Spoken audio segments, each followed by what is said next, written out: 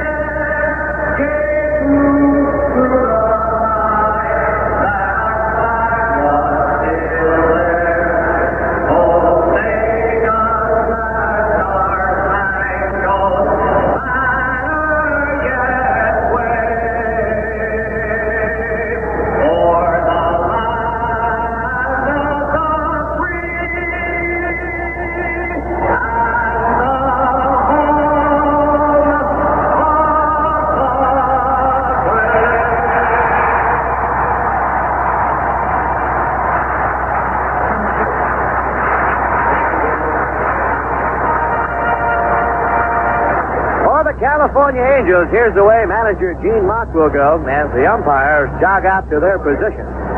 Leading off and playing first base will be Rod Carew. Rod Carew did not play last night in the lineup this evening. Batting second at third base, Doug DeCinces. Batting third in right field, Reggie Jackson. Batting fourth in the cleanup spot, Brian Downing. Batting fifth in center field, Freddie Lynn. Batting sixth, the designated hitter, Don Baylor, as the Angels take the field.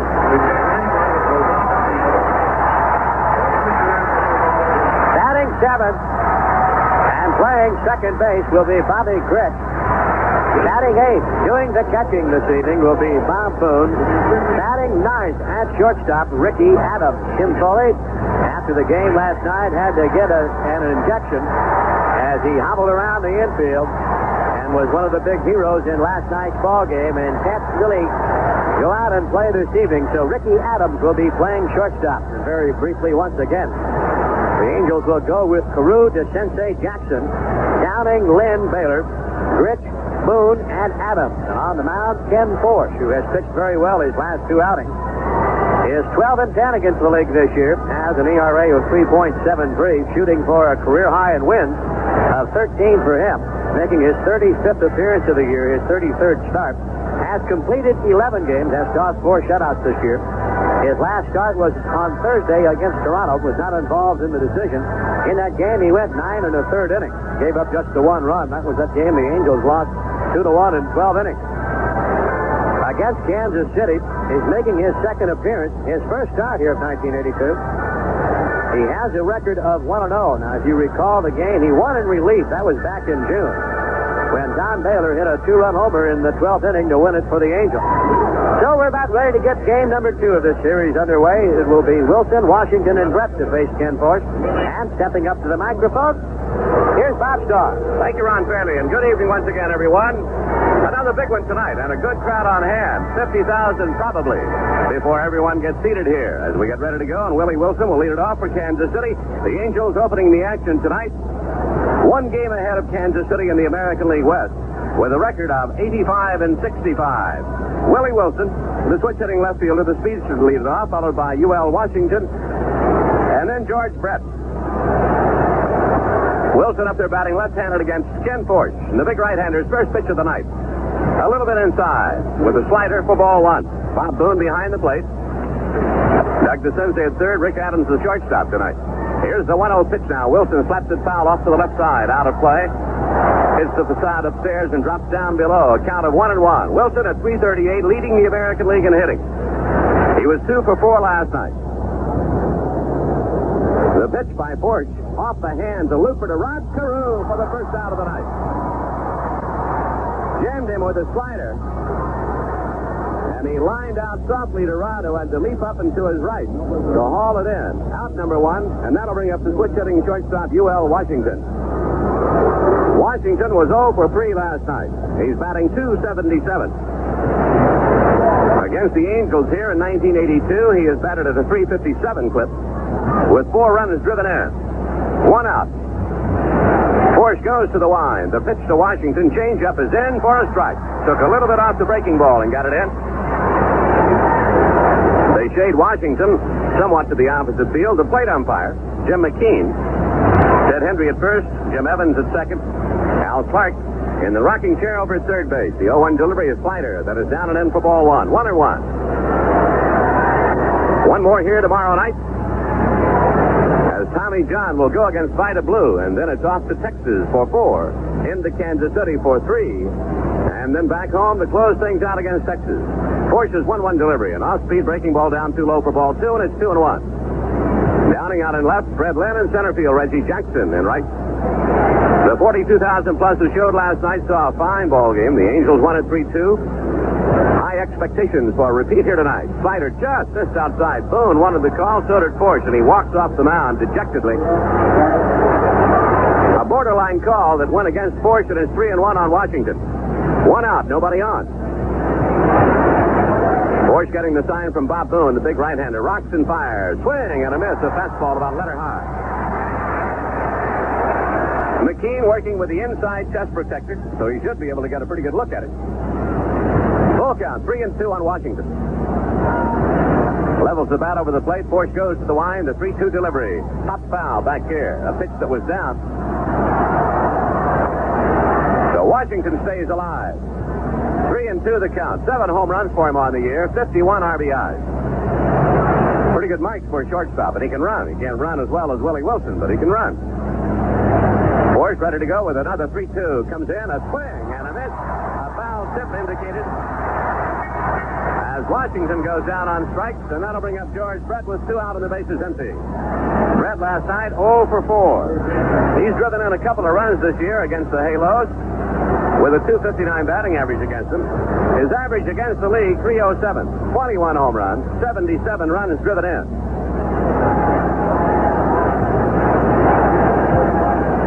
Force has won 6 out of his last 7 against Western opponents. Sliders in for a strike at the lead. Brett gave up on it. Now he looks back and discusses the call with Jim McKean, the plate umpire.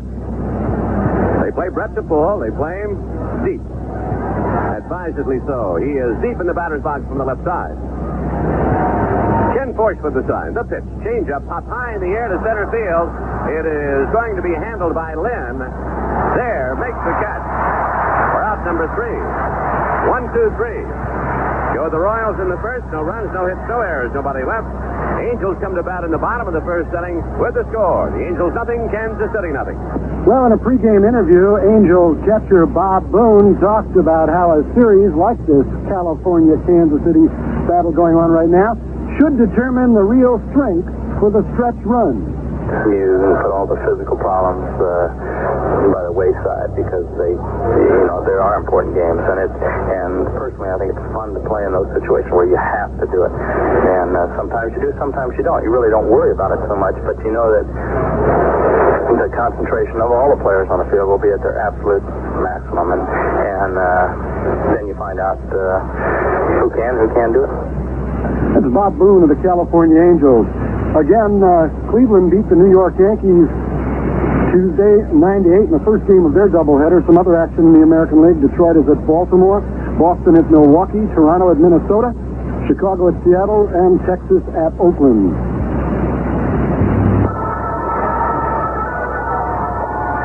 To the mound goes Dennis Leonard. Came off the disabled list August the 2nd. He had a fractured index and a fractured middle finger on his pitching hand. A line drive from Buddy Bell, the Texas third baseman, did that damage. So Leonard with a record of 10-5 and only 113 innings of work so far this year. This is his 19th start. His last outing, he lost to Seattle 4-2, worked 8 innings in the game.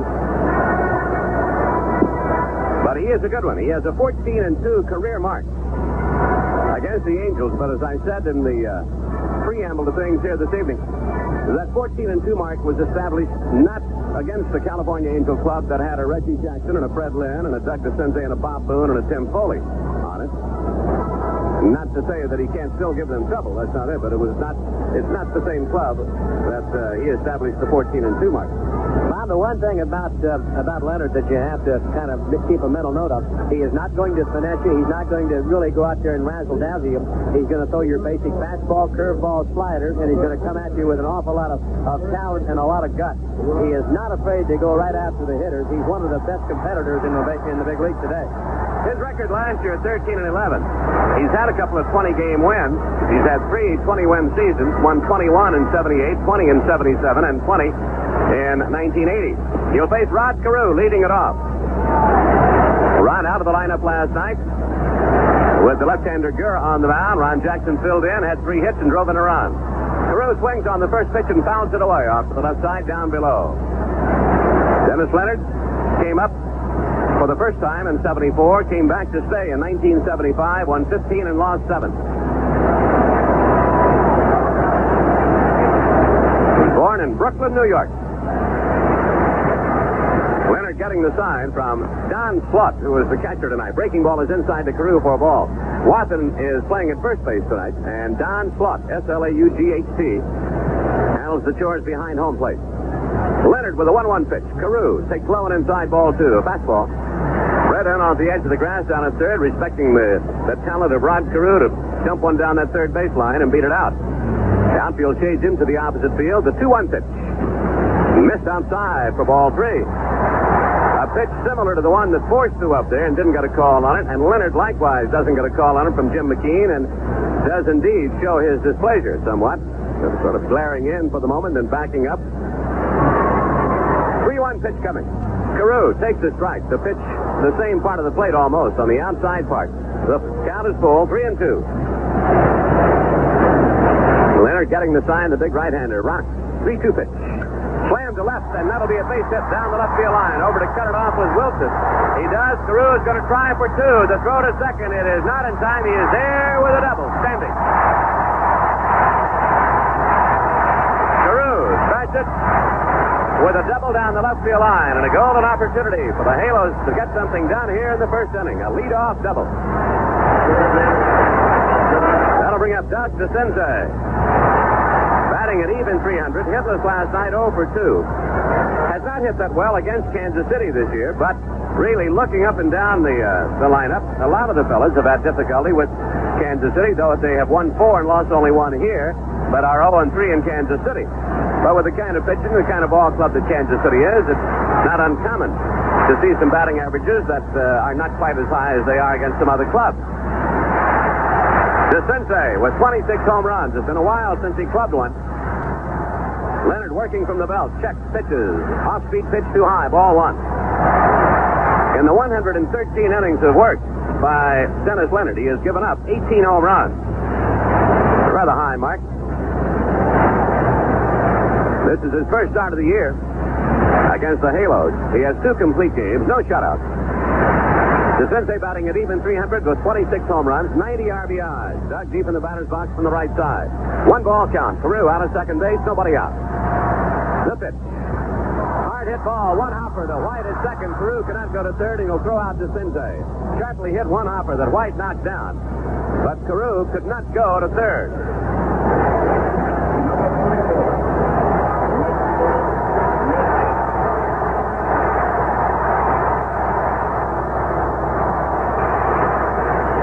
On the put-out. So here's Reggie.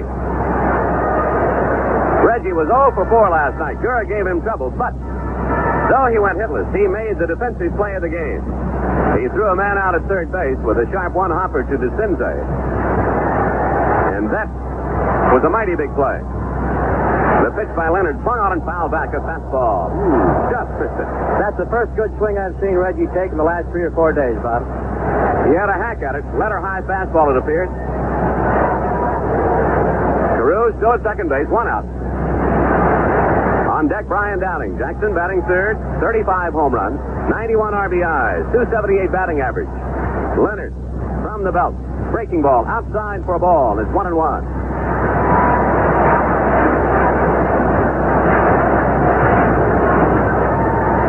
Reggie taking a little time between pitches, likewise Leonard. They play Reggie to full. They're deep.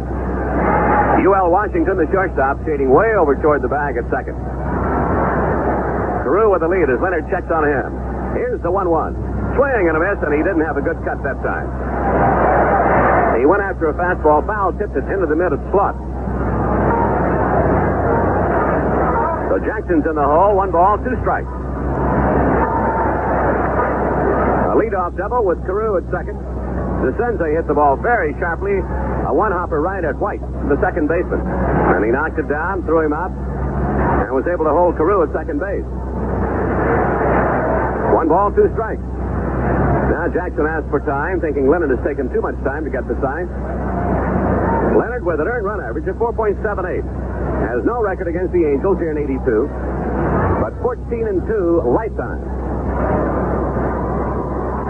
Leonard leaning in to get the sign from Slot. Big right-hander comes to the belt. And the 1-2 pitch. Pop foul back here. A slider on the outside part of the plate. Lands on the little roof down below us and bounds down on the net. So the count remains 1-2. Very happy you joined us for baseball tonight from Anaheim.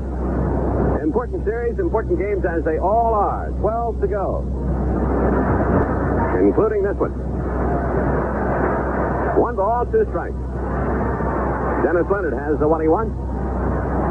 The right-hander pitches, and Jackson strikes out, swinging a slider down and in. And Jackson is down on strikes, and they are 2 away now. And it'll be up to Brian Downing if the Angels are to capitalize on that leadoff double by Rod Carew. Brian 1 out of 3 last night. And he has hit well since being moved down into the cleanup position. 27 home runs, 79 RBIs. Leonard works, and Downing looks at a breaking ball, off-speed pitch, in for a strike on the outside part of the plate. 2 out, runner at second base. Downing is only 3 hits shy of a career high of 166. Here's the 0-1 delivery. Fastball swung on and missed. May have chased a bad ball. Down. Downing in the hole, 0-2. On deck, Fred Lynn.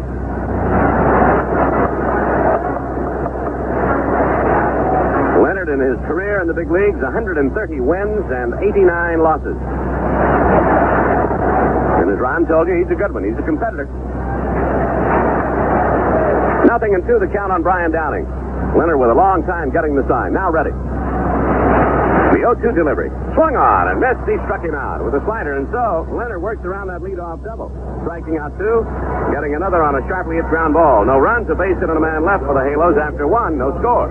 Well, before the Royals and the Angels got their game underway tonight, the Royals' Hal McRae said he thinks that if the Angels or the Royals had to rely on their pitching alone to get them in the World Series, both teams would be in a world of hurt.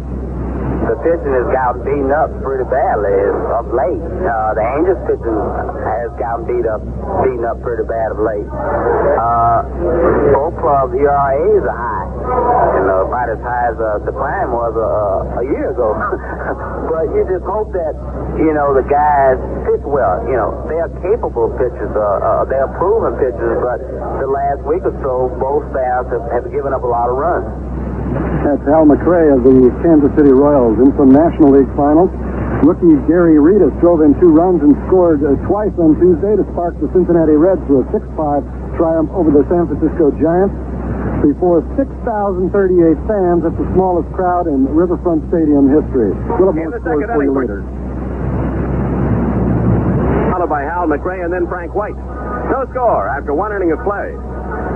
Bob Boone ready to make the toss down to second base. Amos Otis,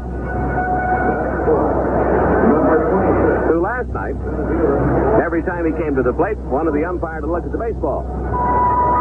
He told Ron Fairley this afternoon, prior to the game, that the reason he did that was trying to break the rhythm of Jeff Zahn.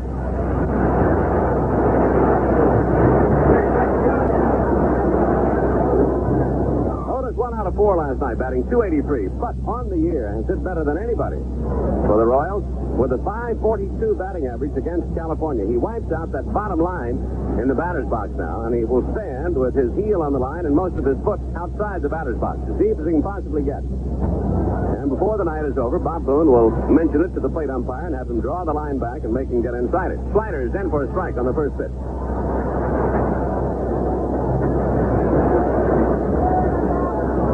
Otis with 10 home runs on the year, 85 RBIs. First, the league leader is on deck in the RBI department. The 0-1 delivery inside. A fastball moves him off the plate. It's 1-1. You can hear some of the fans yelling at Otis, "Get in the box." It's very noticeable that he does it. Portion of the wine. Here's the 1-1 pitch to Otis. Fastball is in for a strike, and he's ahead on the count of ball and 2 strikes. Anything else going on in baseball? Yeah, there's something else going on. Quite a bit. Chicago didn't score at Seattle in the top of the first. 1-2 the count here on Amos Otis. Force getting the sign from Boone, the big right-hander. Delivers a little hand shot in the air to first base, and it is caught by Ron Carew. He jammed him. A little soft looper over to first base. As Force came inside on Otis in good shape. Out number 1 here in the second inning. Toronto in front of Minnesota, 5-1. Bottom of the 8th inning. Upshaw with the home run is 19th. Boston out in front of Milwaukee, 3-2. That's in the bottom of the 8th inning. Now in the 8th, Molitor has hit one with nobody on. That ties it at 3-3 in the bottom of the 8th inning with Milwaukee still batting. Force gets a strike into McRae. Cleveland defeated New York 9-8 in the first game of the doubleheader. Here's the 0-1 delivery. Slider outside for ball, 1-1 on Hal McRae. In the second game of the doubleheader, the Yankees lead 3-2. That's in the top of the 7th. Detroit jumping all over Baltimore. The pitch. McRae jams one up the gap in right center over to cut it off. Reggie can't do it. It'll go to the wall, and McRae will wind up with 2. He'll pull up at second as Jackson gets it back in. A 1-out double by Hal McRae to right center. That's the first hit of Ken Force.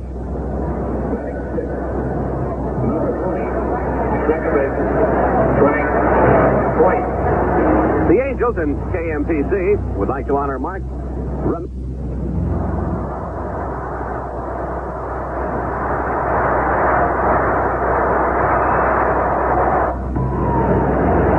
Frank White coming to the plate. White batting .296, 1 out of 4 last night.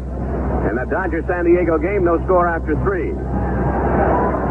Houston leading Atlanta 5-3. That's in the bottom of the 8th inning. The Cubs beat the Pirates today 1-0. The pitch to White, curveball up too high for ball 1. Philadelphia leading St. Louis 5-2. Bottom of the 8th. Steve Carlson working. Mike Schmidt has hit his 34th of the year. Force comes to the plate, and White hits it in the hole. It's short, a base hit. McRae may have to hold it third and does. So Downing gets it back in. A base hit by White, but it is first and third. The ball hit in the hole at short. Downing got it back in a hurry. McRae holds it third, so it is first and third with 1 out. And that'll bring up first baseman John Wathan. In other National League action, Cincinnati beat the Giants 6-5. The Mets over the Expos 2-1 in the first game of the doubleheader in 10 innings. And in the nightcap, Montreal won it 5-1. So that takes care of the other baseball. Boone has been out to talk it over with Ken Forge. A double by McRae, a ground ball single by White, and he is under the gun a little. Bobby Gritch and Adams talk it over. Rick Adams, the shortstop, playing in place of Tim Foley, who is lame and not able to participate, at least not answer the bell this evening. So Adams and Gritch make sure they have their signal straight. Right-hander batter, John Watson, the first baseman. White at first, McRae over at third. Forsch works from the belt to pitch. Watson takes the fastball inside, ball one. Watson batting .278 and leads this club in stolen bases with 36. Here's the final. Detroit has defeated Baltimore 11-1. Forsch for the 1-0 delivery. Ground ball to shortstop, could be two. Adams to Gritch. There's one. Throw to first. There's two. Double play.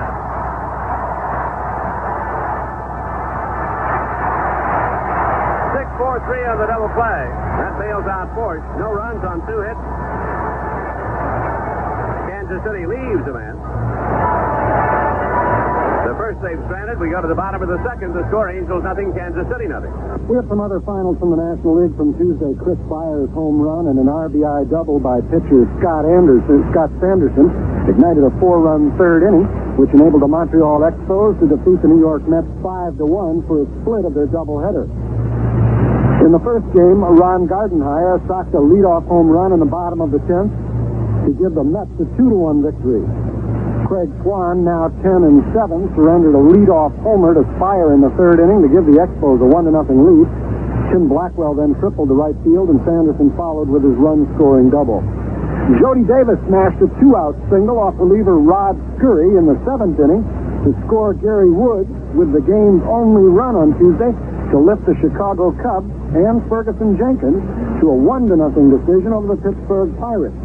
Scurry, now 4-5, had replaced rookie starter Lee Tunnell, who yielded just 2 hits over 6 innings. In the second inning, Fred Lynn will lead it off against Dennis Leonard. He'll be followed by Don Baylor and then Bobby Gritch. We were happy to see that Peanuts Lowry is here tonight and looking good. Starting to play golf again. Having undergone some surgery in the past year. Looking fit. Fred Lynn batting .293. Ready to lead it off here against Dennis Leonard. Lynn was 0 for 4 last night. He's hit safely in 12 out of the last 16 ball games. Rod Carew with that double in the first inning now has hit safely in 32 out of the last 34 games in which he's played. We told you that Detroit had beaten Baltimore 11-1, so if Milwaukee comes back to win their game against Boston, they would be 3 games up in the American League East. Here's the pitch to Lynn. Leonard breaks one off and is grounded to short. Or to second base, I should say. Frank White has it and throws him out. Lynn swinging on the first pitch, grounds out to Frank White. And the batter, Don Baylor, batting .261. Baylor's hit 3 home runs against Kansas City this year. He has also driven in 6 runs against them.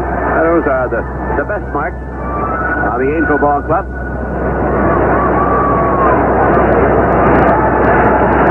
Leonard ready to work. The pitch. Baylor takes a strike at the knees. Fastball. Don with 22 home runs. 85 runs driven in. Batting .261. 1 out, nobody on. No score.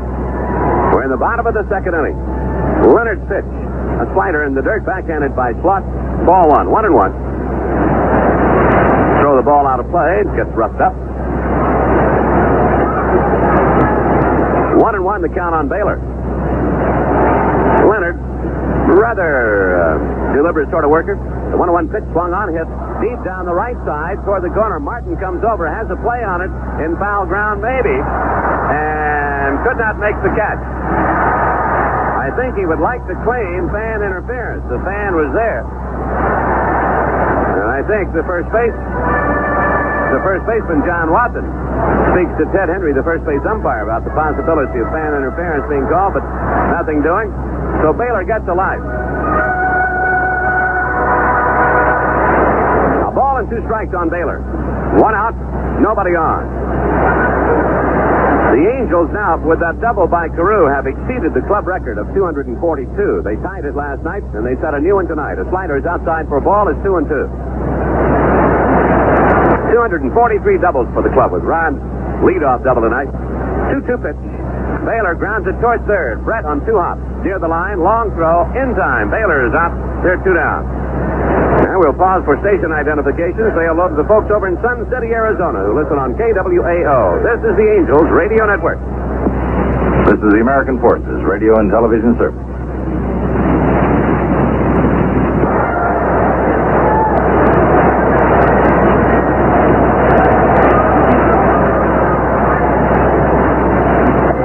Bobby Gritch takes the strike. A fastball at the knees.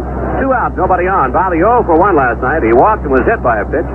He discusses the call with the plate umpire, Jim McKean, who has had more than one discussion so far here in the early going.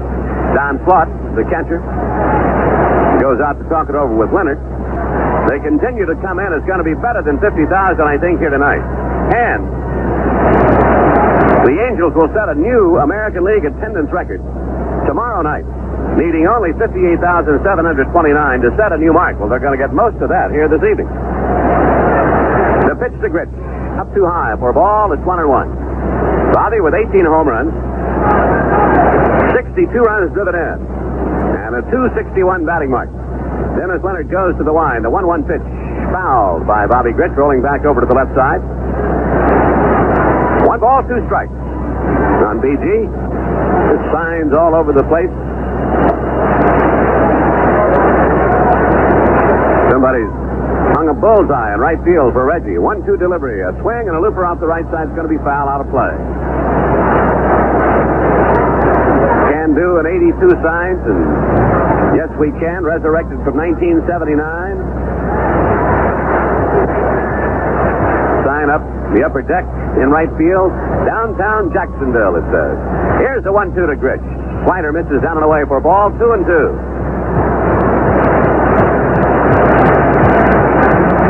2 balls, 2 strikes on Gritch, 2 out and nobody on. No score. Kansas City 0-2-0. Angels 0-1-0. Leonard with the 2-2 pitch. Gritch grounds one on a slow roll towards short, cut off by Brett. Third baseman has it, throws and got it. Just barely getting Gritch. Had Washington been able to make the play, or had to make the play, I don't think he would have gotten Gritch. No runs, no hits, no errors, nobody left after 2 innings of play. The score, Angels nothing, Kansas City nothing.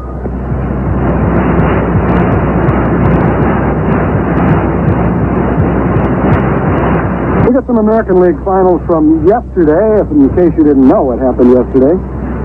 The Angels knocked off Kansas City 3-2. And elsewhere in the American League, Milwaukee maintained its 2-game lead in the Eastern race. The Brewers trimmed the Boston Red Sox 4-3 in extra innings.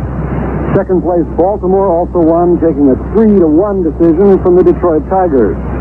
Texas scored 6 runs in the first inning and went to a 10-3 win over the Oakland A's yesterday. Joe Simpson scored once and drove in a run as Seattle beat the Chicago White Sox 5-2.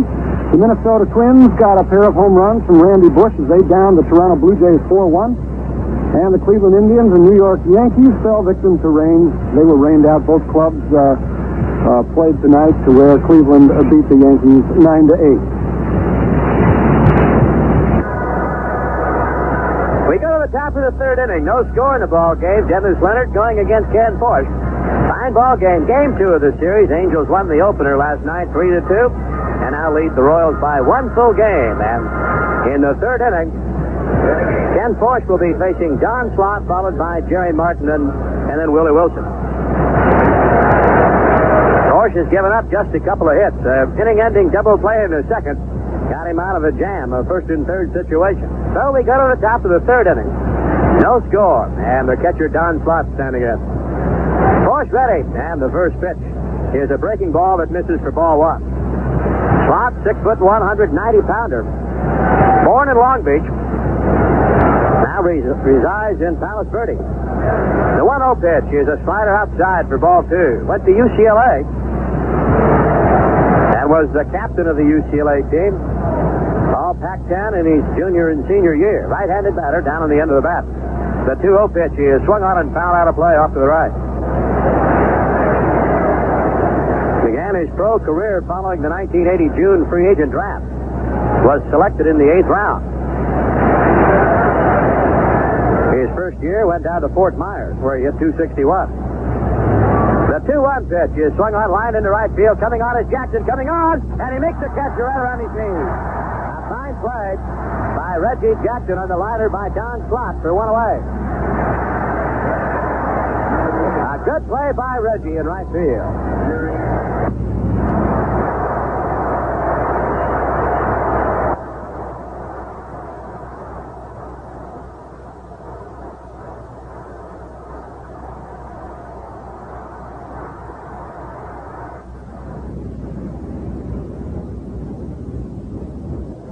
Pitch to Martin is over for a strike. Good fastball right around the knees. Martin batting .261 on the year. Right-handed batter with 11 home runs and 59 RBI. Force comes back with the next pitch inside for a ball. 1-1. Gary was 1 for 3 last night. Infield, outfield, straight away. The 1-1 pitch is on the way, and it is hit high in the air to right center field. Over is Jackson. He's under it. Makes the catch for the second out of the inning. So Reggie has retired the first two batters here in the third. Go right back to the top of the order, and Willie Wilson, who is 0 for 1. Wilson, a switch hitter, leads the American League with a .338 average. DeCentre into the grass at third. And the first pitch is high for ball 1. Wilson with a 12-game hitting streak. Great speed. 1-0 pitch. That's over for a strike. Good spider. 1 ball, 1 strike. No score. Top of the third. Kansas City with 2 hits. Angels with 1. The 1-1 pitch is on the way. Force comes back with a slider inside. 2-1. The crowd right around 45 to 50. I'm going to guess closer to 50 than 45. Force's 2-1 pitch inside. Ball 3. 3-1. So Force is behind the count. He does not want to walk this man. He has 34 stolen bases, and you know he's going to run. The right-hander rocks, and the 3-1 pitch is on the way, and it is swung on and fouled back out of play off to the left. So it's a full count to Willie Wilson, 3-2 with 2 away. Top of the third, no score. DeCentre is now backed up a couple of steps at third. The 3-2 pitch is popped up on the left side of the infield. DeCentre says he'll take it, and he makes the catch. And the Royals go quietly in their half of the third inning. 3 up, 3 down. No runs, no hits, no errors, no one left on base. And after 2.5 innings of play, Royals nothing, Angels nothing. Taking a look at the National League action from yesterday, the St. Louis Cardinals increased their National League advantage to 5.5 games by downing second-place Philadelphia. We're talking Monday's games now. Bruce Sutter came out of the Redbird bullpen to notch his 34th save, tops in the senior circuit. In other National League activity, the Houston Astros nipped Atlanta 4-3 to drop the Braves 3 games behind idle Los Angeles.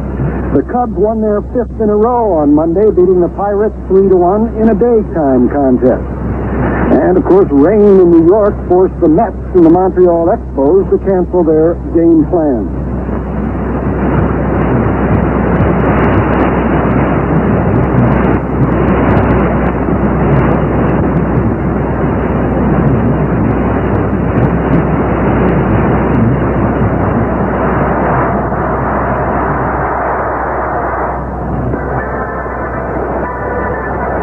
We go to the Angels after the third inning. No score in the game.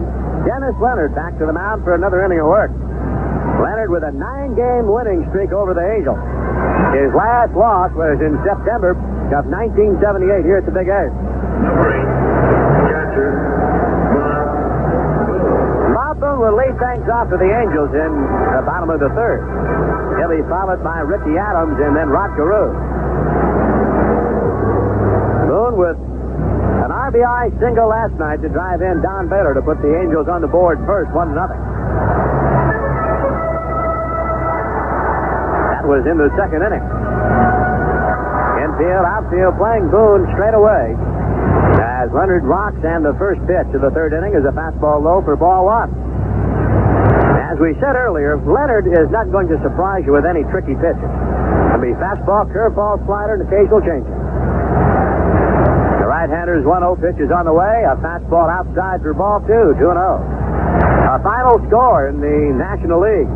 Houston has defeated the Atlanta Braves. Rule the winner, 8-13. Camp the loser, 11-10. The 2-0 pitch is over for a strike, 2-1.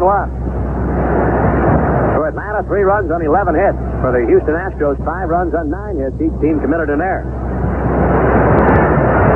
The 2-1 pitch. Boone fakes a bunt, takes it high for ball 3, 3-1.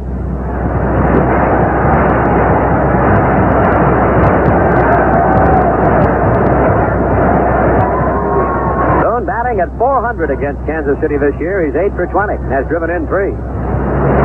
The 3-1 pitch is swung on, hit high in the air down the left field line. Over is Wilson. He's under it, and the left fielder makes the catch for out number 1.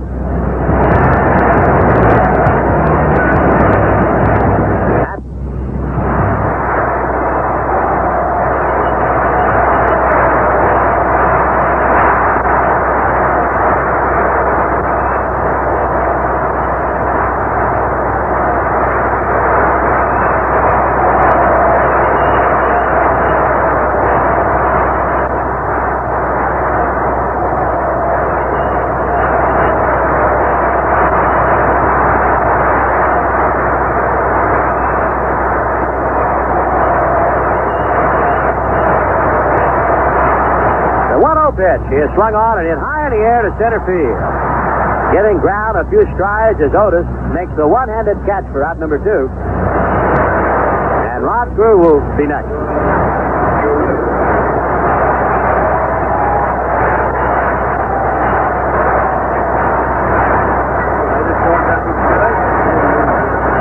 Grew standing in. Rod is 1 for 1. He doubled in the first inning.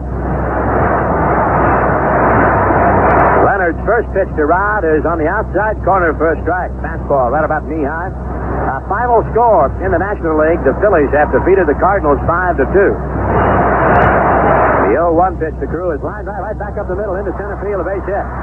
In comes Otis. Carew with a big turn at first as Amos throws the ball back to the infield. So Rod is 2 for 2 this evening.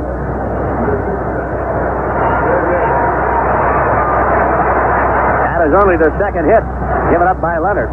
The winning pitcher in that Philadelphia-St. Louis game was Steve Coffey. He's now 21-10. I wonder what his lifetime mark. He has to be about 35 wins against the Cardinals. He's up around 38 to 40. I think. 38 to that wouldn't surprise me either. So the Philadelphia Phillies are now only 4.5 games behind St. Louis. Doug DeCinces standing in. There's a throw to first base. Carew is back. DeCinces 0 for 1, grounded out to second. Rod Carew led the game off for the Angels by doubling down the left field line. And then DeCinces tried to go to the right side of the diamond to advance Carew to third base, but hit a line drive that Carew really could not advance. It was a quick hop to Frank White. With another toss to first base. And Carew could not figure out whether White was going to catch it on the fly or get it on the short hop. So when he hesitated, had no chance to go over to third. There's another throw, and this time a little closer over first. No score. Each team with 2 hits here in the bottom of the third inning. On deck is Reggie.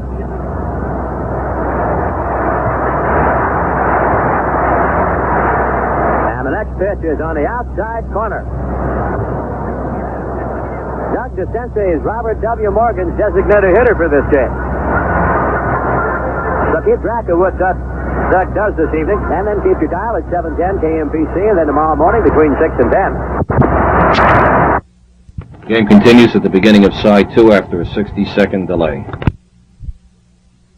And then keep your dial at 710 KMPC, and then tomorrow morning between 6 and 10.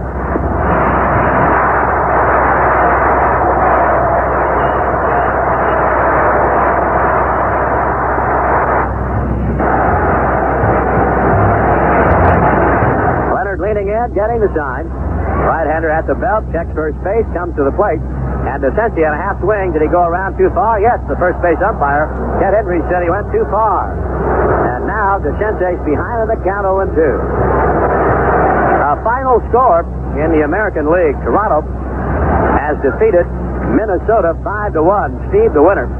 Frank Viola, the loser. Also in the American League, Boston and Milwaukee are tied at 3. They're going to the top of the 10th inning.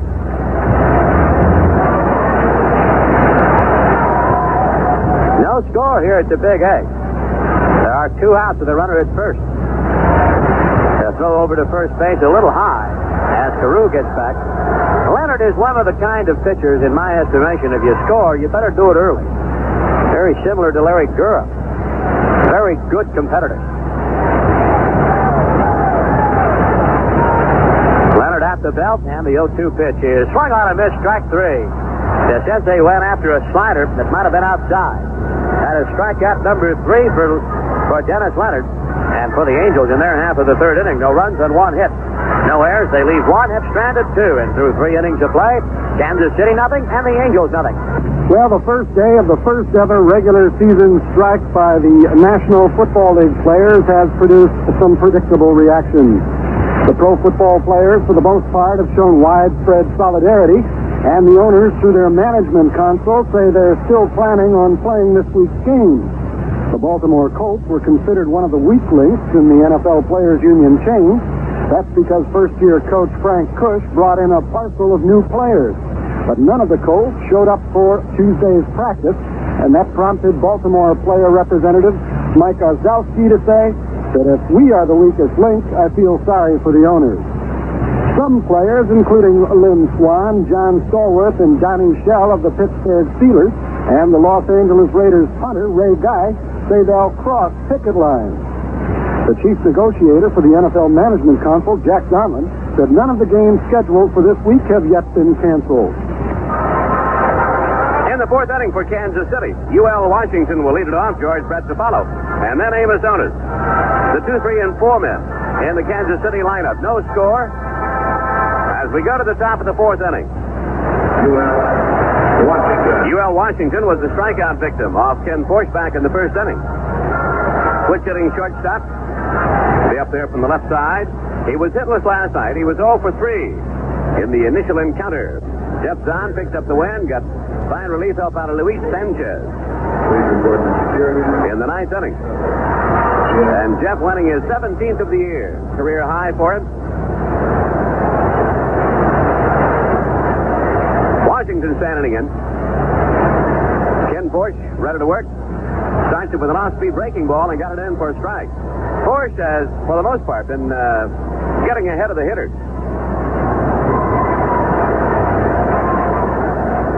Washington taking a little time between pitches. Forsch ready to work with the 0-1 delivery. Brings a fastball, swung on and missed by Washington. 0-2 on UL Washington. Stands outside the batter's box and now gets back in. It'll be in the 50,000 range here tonight. Good crowd on hand. Final game of this series tomorrow night. The 0-2 pitch. Breaking ball. Slider just missed inside for a ball. Boone wants another baseball. Apparently. Well, I guess all they wanted to do is look over the one that they had. A ball and 2 strikes. Jim McKean, the plate umpire. Ted Hendry at first. Jim Evans, the crew chief, out at second base. Al Sparks, the third base umpire. 1-2 on UL. Forsch to the wind. The pitch. Looper over the shortstop's head. Coming on Downing. Can't play it. He'll have to play it on a hop. A leadoff single by UL Washington. Not hit hard at all. A little blooper out toward left. That'll bring up George Brett, Kansas City third baseman. Slide out to center his first time. Hit it a fair distance to center field, but well inside the ballpark. See?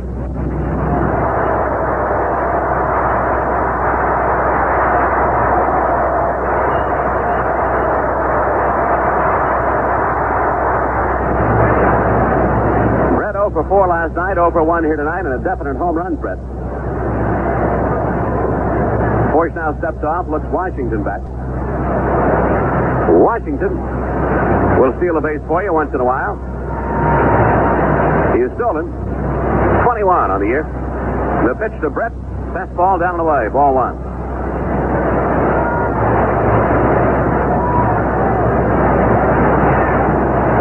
Brett has hit safely in 6 out of the last 7 ball games. A .306 batting average. The pitch. Brett grounds it to Carew at first. Throw to second. There's one. The return throw. In time to get it. 3-6-3 on the DP. Well played by Rod Carew and Rick Adams. The second double play of the night for the Halos. 2 out, nobody on.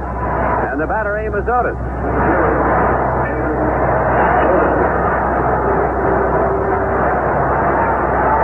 A 3-6-3 double play. Adams did a good job of staying in there at second base with a sliding runner coming down on it to make the return throw. Otis lined out softly to first. His first time up, a slider catches the outside corner for strike one. In his customary form of standing with almost a full foot, complete foot out of the batter's box, he takes a fastball inside for ball one, and it's 1-1. On deck, McRae, 2 out, bases empty, no score. We're in the top of the 4th inning. Outfield straight away for Amos Otis. Force getting the sign. The right-hander's 1-1 pitch. Otis hits it high in the air to left center, way back. Downing is back there. So is Lynn. It is hooked by Lynn. And Downing and Lynn collided at the wall. Downing shaken up, gets to his feet. Lynn makes the catch right at the top of the wall. They met between 370 and 386, and they come out of it as Lynn tosses it to the second base umpire for out number 3. What a play by Fred Lynn. Broken rib and all. He and Downing now walk in, and they will get a standing O from this crowd of 50,000 here tonight. What a play by Lynn in center field. That takes care of the inning. No run. A base hit, a double play. And listen to the hand for these two. Nobody left. We go to the bottom of the 4th to score. The Angels nothing, Kansas City nothing. Well, as we said a few moments ago, the chief negotiator for the National Football League owners said none of the games scheduled for this week have yet been canceled. And he says the owners might try to play games even if the strike goes on. He said that if enough regular players agree to cross the picket lines, the owners will will fill out rosters with rookies and free agents. He also said the owners will take legal action to block any attempt by the players to play all-star games on cable television. But the cable television empire, owned by Ted Turner, says it will televise 18 games between NFL all-star teams beginning on October 10th. That's providing, of course, that the strike is not over. The Turner Broadcasting System said the games will feature 6 teams, 1 from each division. Ted Turner's station, WTBS, reaches all 50 states via satellite.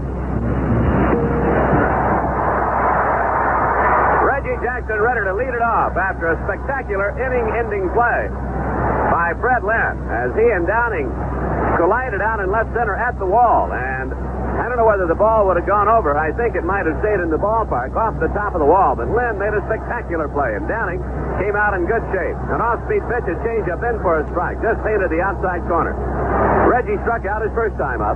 No score. Bottom of the 4th inning. Leonard goes to the line. The pitch, slider down and away for a ball. 1-1, and Brian Downing out on deck. Jackson, Downing, and then Lynn. Leonard getting the sign. The big right-hander's 1-1 delivery to Reggie. A fastball, that is down too low. Ball 2. 2-1 on Reggie Jackson. Popped a home run the other day up in Toronto. Still bothered by a little tendonitis in that left wrist. It's wrapped. Leonard's 2-1 pitch. Reggie takes a strike, fastball on the outside corner, so he has kept it away from him, and he has stayed right on the outer edge of the plate. 2-2 on Jackson.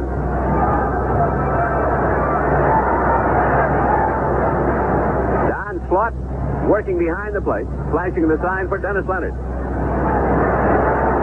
Leonard with a 2-2 pitch. Too high with a fastball. That one up and away as well. And the count is full. 3-2.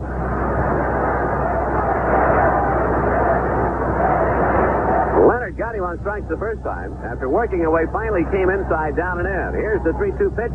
Swing and a miss. A slider. Similar pitch to the first, and he strikes out. Strikeout number 4. Leonard working him away and then cutting in with the slider on the inside part of the plate. Here's Brian Downing. Brian struck out. Didn't have a real good at bat against Leonard the first time up there. This time the pitch comes inside. Off-speed pitch, in for ball. I was going to say, nothing to be ashamed of if you don't have a real good at bat off Dennis Leonard sometimes. Slider is down and away, gets away from slot for ball 2, and it's 2-0. There's a large fraternity of fellas that haven't had good at bats off him. One of the things that makes him really tough is he throws that good hard curveball. And if he gets that over, that really makes him much more effective. Downing ahead on the count now. 2 balls, no strikes, 1 out, base is empty. Leonard pitches. Downing takes the fastball inside, ball 3. Does he have the green light on 3-0? We shall see. I would reckon that he does. 3-0 on Brian Downing. No score. Here's the pitch by Leonard. It's a strike on the outside part of the plate. Just nailed the outside corner, 3-1. They play Brian just about straight away.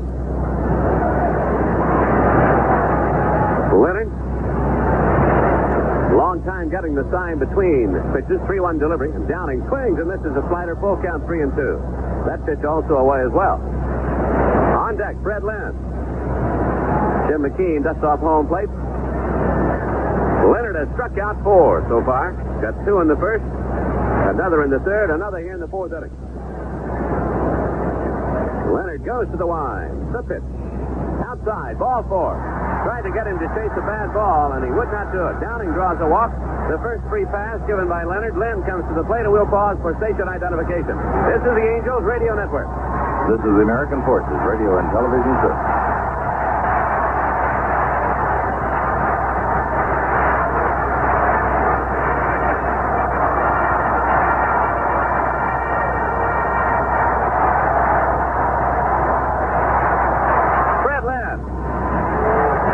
Getting another large ovation from this crowd, an appreciation for the job he did in the previous half inning. Downing on at first, 1 out. Lynn lays off a fastball outside, ball 1. Fred bounced out to the second baseman, Frank White, his other time up there. The Angels trying to benefit from a 1-out walk from Leonard. Lynn on the air with a home run against Kansas City and 3 RBIs. Leonard with a turn and a toss over to first base. Downing is back easily.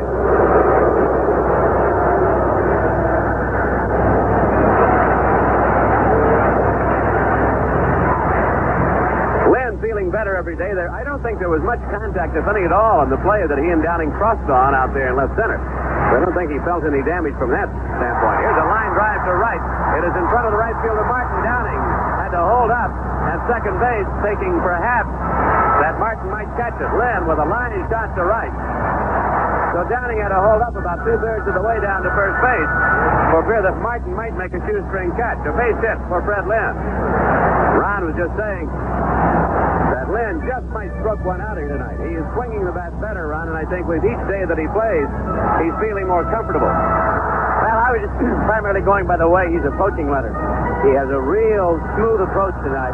And as you say, he's starting to feel stronger and stronger as the games go along. Here's Don Baylor. Chance for the Halos to get on the board. 1 out. Runners at first and second. Leonard from the belt. Baylor takes the pitch outside for a ball. That base hit by Lynn, the third off Leonard. The hits are even up, and so's the score. Nothing. Nada. Baylor grounded out to third his first time. Leonard checked back on the runner. The pitch. Baylor takes low for a ball. 2-0. Now he can really zero in on something. I tell you, these crowds in this series and the Texas series, I'm quite sure, because I got a sneaking hunch things aren't going to be totally settled at the time the ball club gets back home and faces Texas for the final 3. They have really gotten into things. 2 balls, no strikes. Baylor waiting. The pitch by Leonard. Fastball, strike at the knees. A low strike, and Baylor doesn't care for the call. 2-1 on, Don.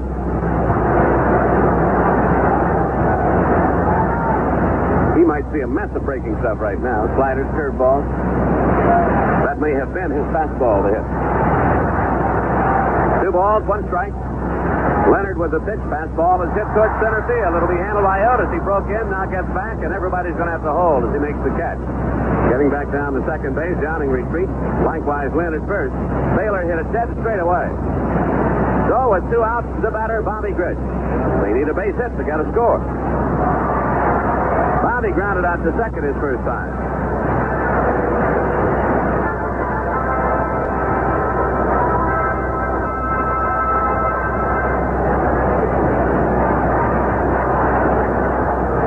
During the course of the campaign this year has hit .276 against Kansas City. Leonard delivers, and Grich lines it foul off to the right side, curving out a play down below. 2 out, runners holding at first and second. Well, Leonard worked around a leadoff double in the first inning when Carew started with a double down the line and left. He then got a ground ball and a pair of strikeouts. Gave up a 2-out single to Carew in the third. Boston has taken the lead 4-3 over Milwaukee. The next pitch to Grich too high with a breaking ball. Boston 4, Milwaukee 3. Milwaukee batting in the bottom of the 10th inning. Detroit has beaten Baltimore, so Milwaukee needs a win to pick up the game on Baltimore and move 3 out in front. Bobby Grich with a 1-1 count. Levels the bat over the plate as Leonard leans in to get the side. Comes set with the 1-1 pitch. Grich takes outside and high. Ball 2, 2-1. With 18 home runs.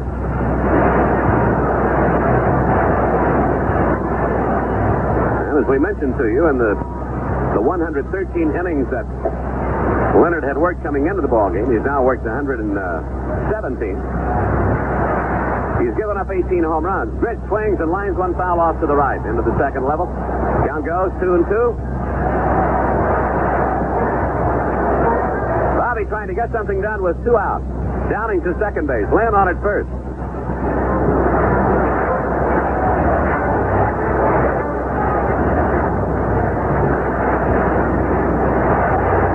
Leonard's earned run average, 4.78, which is a little high.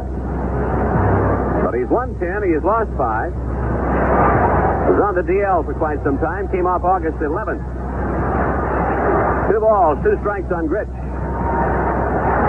The right-hander from Kansas City works from the belt. Grich lines one high and deep to right, but not deep enough. Martin is there inside the track.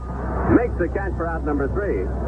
And so he works around the difficulty, leaving 2. No runs, a base hit and a walk, 2 men left, 4 stranded by the Angels after 4 innings of play. The score, Angels nothing, Kansas City nothing. Now an update from ABC News. I'm Chet Martin.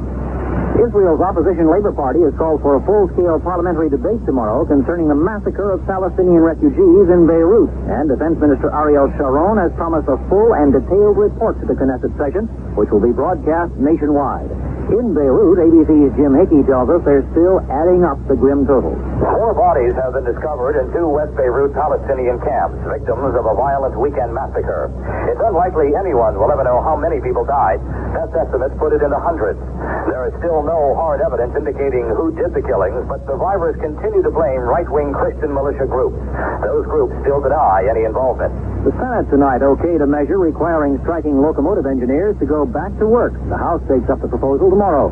Oklahoma voters today approved pari-mutuel horse race betting in the state for the first time on a county auction basis. I'm Chet Martin, ABC News. In the top of the 5th inning, it will be Hal McRae, followed by Frank White and then John Robin. Ken Force backs the mound for another inning of work. No scores that go to the top of the 5th inning. The kind of game that you would expect these 2 teams to play. The Angels and the Royals, in the 8 games that they have played this year, are even. Each team has won 4. The Angels have a 4-1 mark here at the Big A, 0-3 at Kansas City. McRae will lead things off as time is called. Someone on the field in the left field area preparing the fence where Freddie Lynn made that great catch back in the 4th inning. Kansas City leads the American League with a .286 batting average. Milwaukee's second at .279. Now Now we're ready to go, and the first pitch to McRae is over for strike one. And if the Royals hit above 286, it would be the highest team batting average since 1950, when the Red Sox hit 302. Force's 0-1 pitch is a curveball swung on and fouled back out of play. And is out in front 0-2 now to McRae. Now, in the 8 games that the Royals and the Angels have played, Kansas City has outscored the Angels by 1. That's how even these two teams are. The 0-2 pitch is swung on and hit to Bobby Grich at second base. He has it and throws out Hal McRae for out number 1, 4-3 and a putout. And that will bring up Frank White, the second baseman. Second base,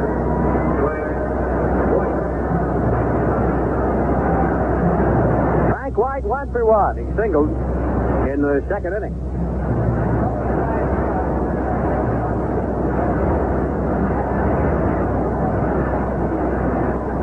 And the first pitch is a slider outside for ball 1.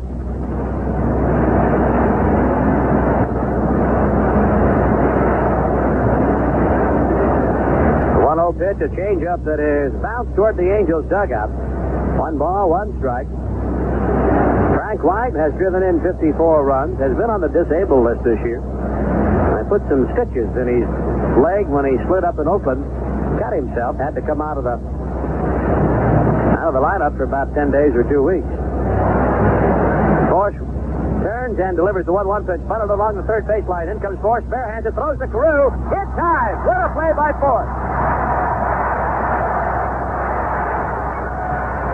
1-3 in the putout as Ken Force jumped off the mound in a cat-like fashion and hustled over to the third baseline. Handed the ball and threw out Frank White by a half a stride for out number 2. That brings up John Waddon.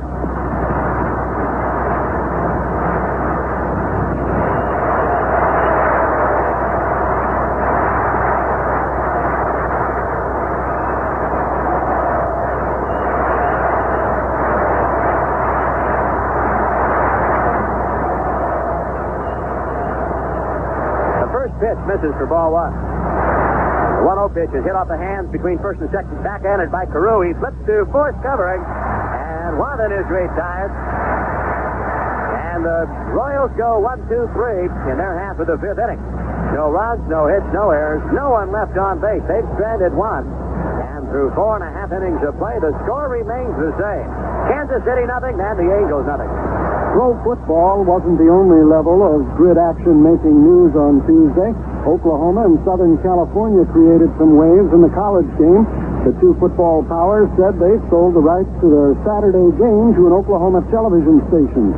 KOCO in Oklahoma City will carry the contest, and it retains the right to sell that game to other stations.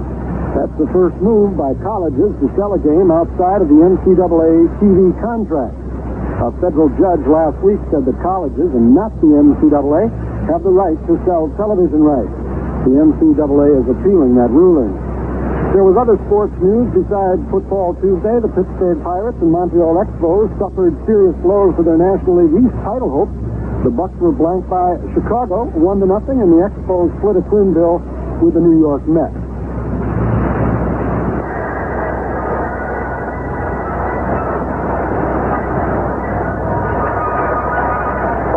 In their half of the 5th inning, they're going to be sending up Boone, Adams, and then Rod Carew. Dennis Leonard back to the mound. As we said, has won 9 straight over the Angels. The last loss was in September of '78 here at the Big A. Was on the disabled list earlier this year with a fractured index finger, and since returning to the pitching rotation, has a 5-2 mark. Bob Boone will lead it off. Bob is 0 for 1. Dennis Leonard. Last win was September 11th, just a few days ago, against Minnesota. And the first pitch to Boone is a fastball over for strike 1. Leonard, a 20-game winner, 3 different occasions. Won 20 games in 1977. 21 in 78. As Boone looked at the next pitch outside for ball 1, 1-1. And he also won 20 games in 1980.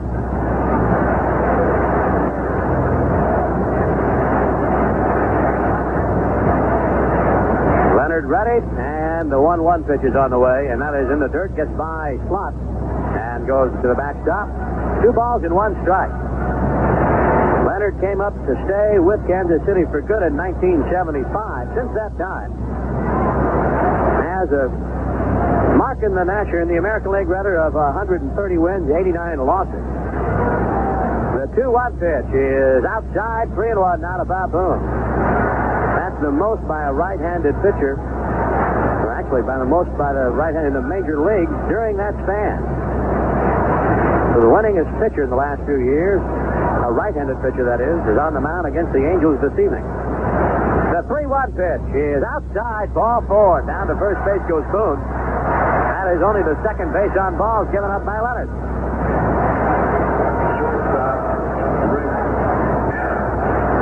That brings up Ricky Adams, the shortstop.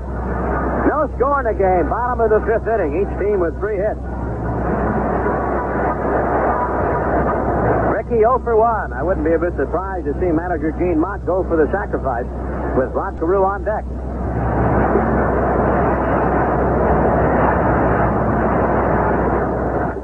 Brett playing in on the grass at third. Washington and White have shortened up at the bag at second. Adams around the butt, and he takes the pitch for strike 1.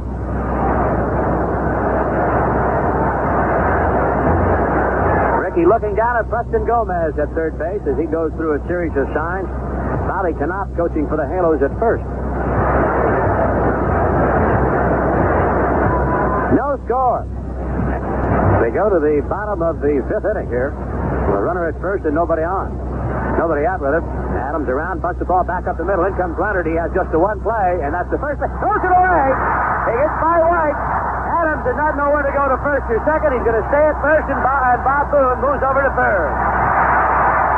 Adams could not figure out how far away the ball rolled from Frank White, and hesitated, and then made the smart move of staying right at first base. Dennis Leonard came in and could not make up his mind whether to go to second or to first, and was caught in between and made a bad throw, and they give the air to Leonard. And so the first real break of the game goes to the California Angels.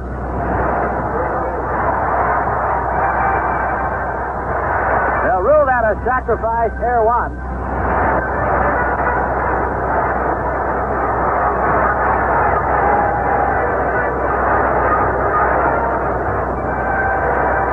So Rod Carew, with nobody out and runners at first and third, given a chance to put the Angels out in front.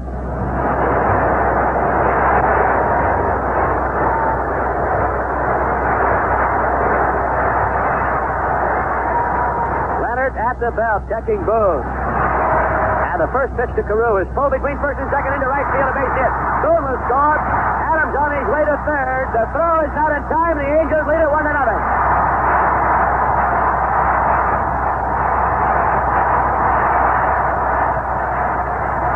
Carew, with his 3rd hit of the game, puts the Angels out in front, 1-0, and the Halos still have runners at first and third with nobody out.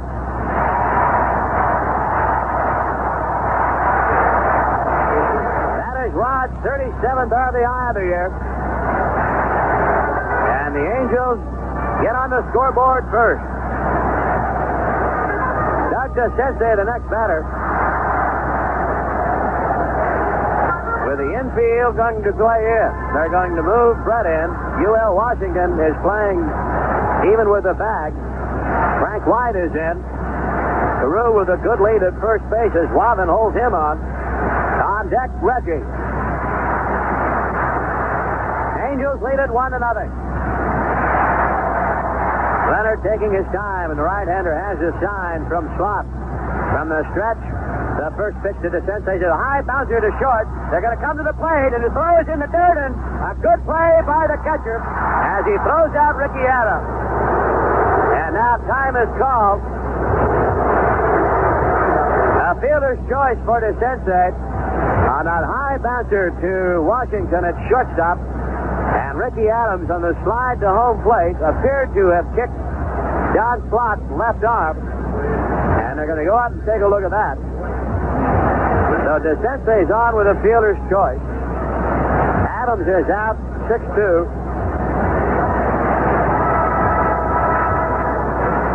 to second base goes Rod Carew. Sensei is at first base, and Reggie Jackson will be the next batter.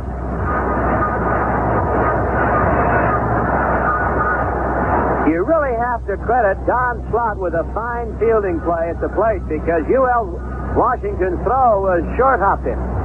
Was in the dirt, and the catcher came up with it cleanly and then made the sweeping type of tag on Ricky Adams. And so Don Slott really with a fine defensive play. That ball could have easily have gotten away from him.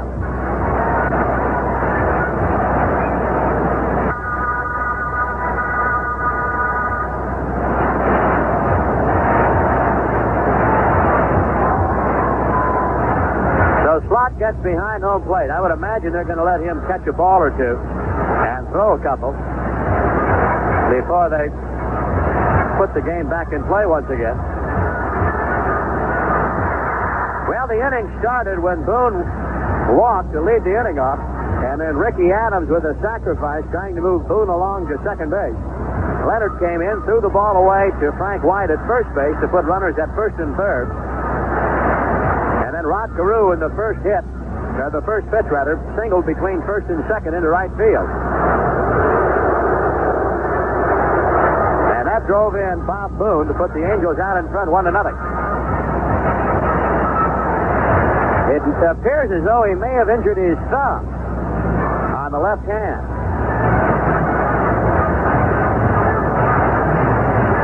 So we'll have to wait and see. And then with runners at first and third and nobody out, Doug DeCense hit a one-hopper to UL Washington at shortstop, and they may bring in someone else to catch. Appears as though Jamie Quirk may come into the game. We'll have to wait and see.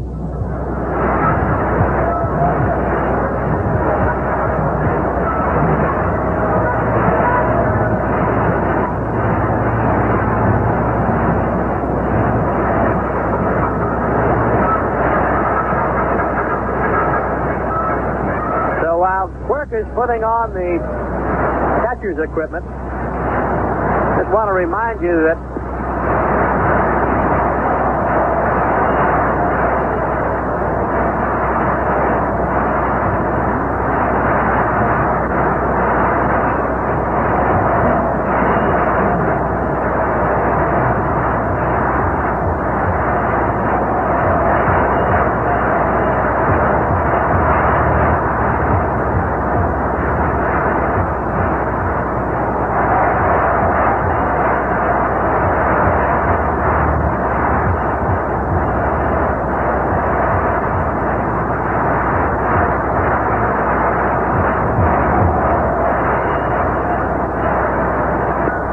one more time is October the 3rd. Texas Rangers will be in town. Jamie Kirk taking some time before he'll come in the lineup. And we'll check the scoreboard for you. We have a flight today. Here comes Jamie. The Texas Rangers and the Oakland A's through 3 innings of play. It is Oakland 5-1. After 3 innings of play, Wayne Gross has hit his 9th home run of the year. Seattle 4-2 over the White Sox after 2 innings of play. Final score, Toronto beat Minnesota 5-1. Upshaw with his 19th home run of the year. Boston Red Sox came up with 1 run in the 10th inning. Lead Milwaukee by a score of 4-3. Detroit beat the Baltimore Orioles 11-1. Lemon and Parrish each hit home runs. In first of 2 games, the Indians beat the Yankees 9-8. In the second game, Yankees are out in front by a score of 6-2 after 8 innings of play.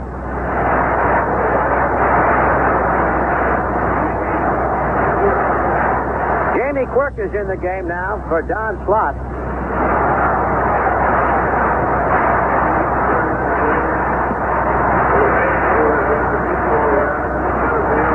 Leonard continuing to throw. We'll check the National League scoreboard for you. The Chicago Cubs shut out the Pittsburgh Pirates this afternoon 1-0. Jensen's the winner. The Dodgers at San Diego after 7 innings of play. San Diego 3-0 over the Dodgers. Atlanta earlier lost to Houston by a score of 5-3. So if the Dodgers can come back and win that ball game, they'll increase their lead in the National League West. Philadelphia Phillies beat the St. Louis Cardinals 5-2. San Francisco Giants lost to the Cincinnati Reds 6-5. Buck with his 27th of the year. And in the first game of a doubleheader in 10 innings, the Mets beat the Montreal Expos 2-1. In the second game, the Expos came back to win it 5-1. Reggie Jackson standing in.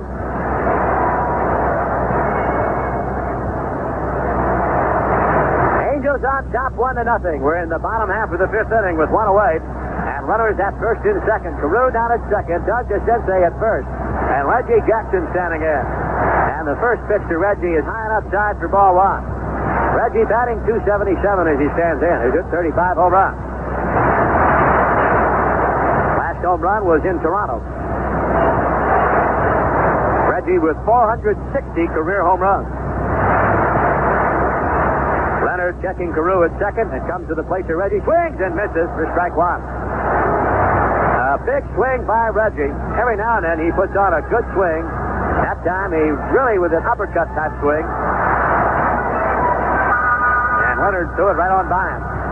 Outfield playing Reggie to pull. Amos Otis playing him extremely deep in center field. Jerry Martin very deep in right field. Just a few feet from the warning track. The 1-1 pitch. He is swung on and fouled back out of play off to our left.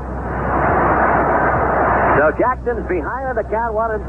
One away. With runners at first and second. Rod Carew with 3 hits in the evening.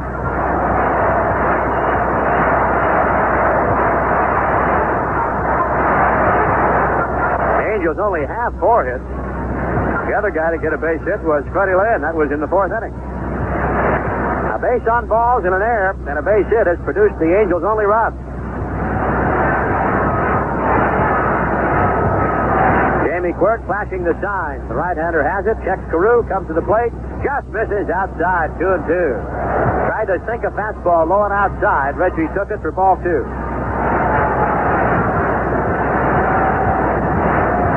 On deck, Brian Downing.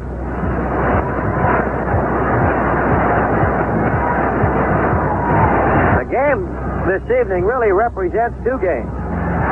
If the Angels win, they'll have a 2-game lead. If they lose, they'll only have a 1-game lead. So it's a 2-game swing. The 2-2 pitch is swung on and fouled back out of play. Reggie was fooled in that pitch. That's how important this game is.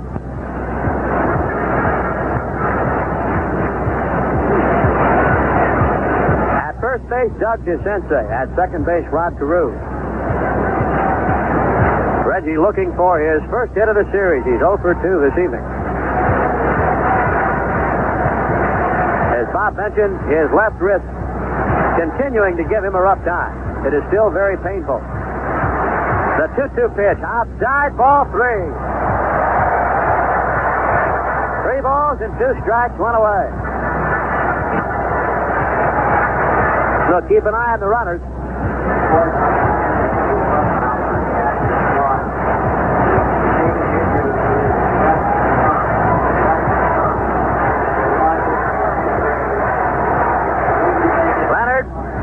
The sign.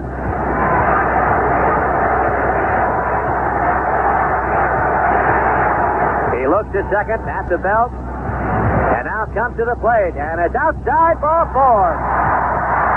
And down to first base goes Reggie Jackson. And before Brian Downing stands in, we're going to pause for station identification. This is the Angels Radio Network. This is the American Forces Radio and Television Service.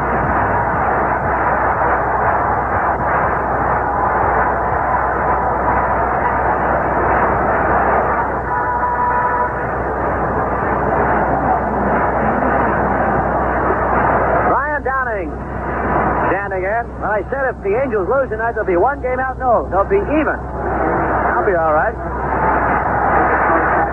And so the difference is either being even or 2-game lead.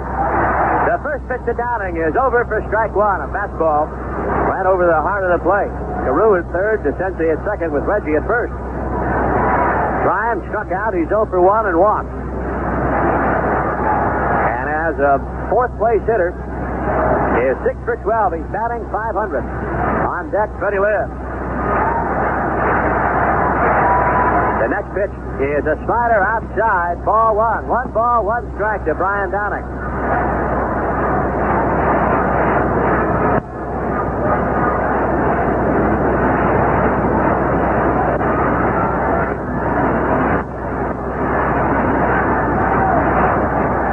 Leonard taking more time now. He has his sign from Jamie Quirk, and the 1-1 pitch is on the way. Swung on and foul tip. Quirk cannot hold on to it. And so Downing has a count of 1-2. He has 3 career grand slams. He's hit a couple of them this year.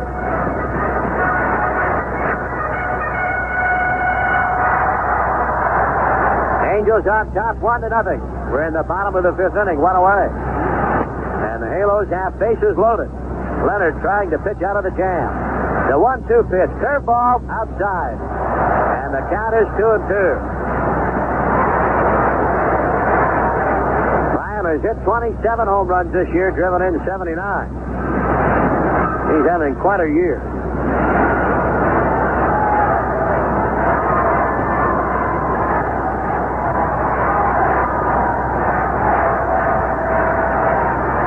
From the stretch, looked at Carew. The 2-2 pitch is hammered down to third base. Brett has it, steps in the bag, the throw across the diamond, it's time. And Leonard pitches his way out of the 5th inning as the Angels cannot capitalize on the bases loaded situation as Downing hits into a 5-3 double play. But for the Halos in their half of the 5th inning, they come up with 1 run on 1 hit. 1 error, they lead 3, have stranded 7, and through 5 innings of play, Angels 1, Kansas City 0. Coach.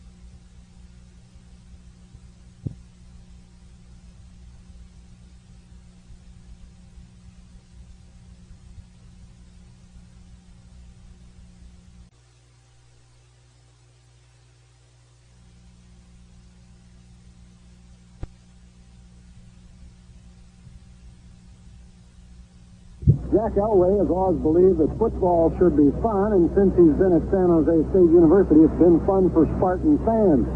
Elway directed his team to a 35-31 victory over quarterback son John and Stanford University last Saturday. And for that, he's been named the UPI Coach of the Week. Since taking over the Spartan program in 1979, Elway has chalked up an impressive 24-11-1 record. During that time, he's been named the Pacific Coast Athletic Association Coach of the Year twice in the last 3 years. He's also coached the league's Player of the Year in each of his 3 seasons. San Jose State now has a 2-0 record with victories over Pac-10 teams Oregon and Stanford. But Elway says winning isn't what's most important to him. It's the game and having fun that matters. Georgia coach Vince Dooley is not convinced that the penalties given his football program by the NCAA are totally fair, but Dooley has refused to criticize the committee that handed down those sanctions. The NCAA announced on Monday that Georgia has been placed on 1-year probation for violations stemming from the recruitment of a high school lineman. Milwaukee, Ken Force with a 1-0 lead as he goes to the mound here in the 6th inning. It'll be Jamie Quirk playing for the first time since August the 8th, coming in for the injured catcher Don Flood. Jamie Quirk, batting .219. He has been in 32 other games. He's had only 73 at bats. No home runs, 4 RBIs. Left-handed batter. Force leading at 1-0. 1-4-0 for the Angels, 0-3-1 for Kansas City. Flood had 1 at bat, hit the ball hard as he lined out to right. Quirk up there from the left side looks at a breaking ball in for a strike at the knees. Quirk, then Martin, the bottom 2 in the batting order, and back to Willie Wilson. Force had quite a bit of time between innings because of the injury to Slot. 0-1 delivery, inside and low for a ball, and it's 1-1. We're in the 6th. The Angels stranding 2 in the previous half inning. They've stranded 6 tonight. Kansas City has left only 1. Force ready with a 1-1 pitch to Jamie Quirk. Ground ball hit hard but foul off the first base side. The count goes to 1-2.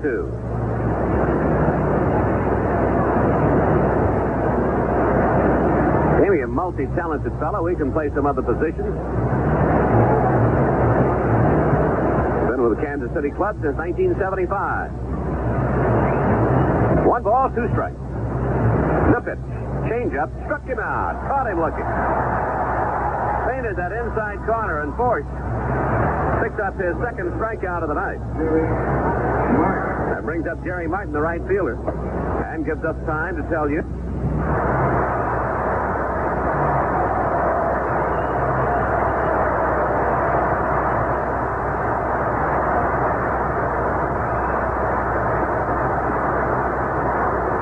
Martin, flight out to right his first time up, right-handed batter. Force goes to the line, delivers, swing, and a high fly ball to left field. Routine variety, just hit high in the air. Waiting, Brian Downing under it. Makes the catch for out number 2 here in the 6th. And that'll bring up Willie Wilson. Force has managed to keep him off base so far tonight. Got him on a soft liner to first in the first inning and got him to pop up. He has worked him inside. He's jammed him both times he's been up there and gotten weak pop-ups off him. So 2 out, nobody on. Angels leading 1-0. Force with a sign from Boone. Wilson batting left-handed. Swings at a low fastball and doesn't get it. Ron was talking earlier off the air about the ability of the switch hitters, or the inability at times, to reach a pitch up and in. But they can drop the bat down on the ball, as Wilson tried to do there and handle it quite well. Change-up outside for a ball, and it's 1-1. Willie Wilson batting .337.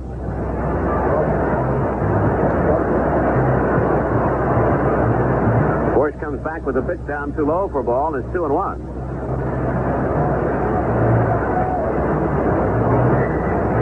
2 balls, 1 strike. Wilson waiting.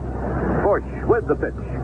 Jammed him again. A 2-hopper to Carew. Tough play. Force cannot beat him to the bag. Wilson beat it out. Wilson beat it out. He just flat outran the play. The ball was hit to deep first. Force stumbled and fell as he crossed the bag. And Wilson's speed just outran Force coming over toward the line to take the toss from Carew. It'll be an infield hit with 2 outs. Nothing beats speed. I tell you, Wilson does not have a lock on the batting championship. Robin Yount, at the beginning of tonight, was only 6 points behind him at .332.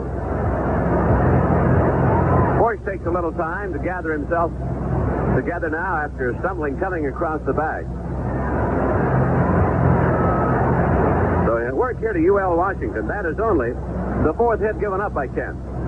A 2-out infield hit by Willie Wilson, who has to be the fastest man in this game. I don't know if anybody in the game can outrun him.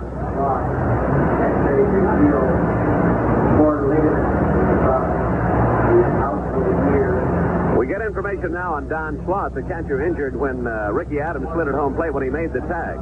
He has suffered ligament damage in the left thumb, the glove hand thumb, and he is out for the remainder of the year. UL Washington up there. He's had a bloop single, 1 out of 2, and he swings and grounds it to second on a nice easy hop for Bobby Grich. Throws him out on the side, retired. No runs, a base hit, a man left. Only the second one left by Kansas City. As we go to the bottom of the 6th to score, the Angels 1, Kansas City 0. Well, believe it or not, there was a National Hockey League exhibition game tonight, and the final score is in. The Quebec Nordiques beat the Toronto Maple Leafs 6-2. Dennis Potvin, a free agent defenseman with the New York Islanders, has verbally agreed to terms of a 1-year contract estimated at $450,000. That agreement came after a meeting between the 5-time National Hockey League All-Star and team general manager Bill Torrey. The Pittsburgh Penguins say goalie Michel Dion has signed a new 3-year contract. Dion signed on Monday night after a 4-hour meeting, although terms of the agreement were not disclosed. It's believed his contract will pay about $175,000 a year. At least one National Football League owner says she may consider fielding a team composed of free agents if the players' strike does not end quickly. Los Angeles Rams owner Georgia Frontieri said at a news conference Tuesday night she wants to keep her options open. 6th inning. Rolls around. Fred Lynn will lead it off. Don Baylor to follow, and then Bobby Grich against Dennis Leonard. They got him for a run, had him on the ropes in the 5th inning, but he was bailed out by a double play. So they got one off it. They are tough to come by off this fella. And they have both been tough. Leonard and Force here tonight, as were Gura and Zahn last night. Fred Lynn has a base hit, a solid single to right. He's 1 out of 2 here this evening. My Partner thinks he's going to rip one here before the night's over.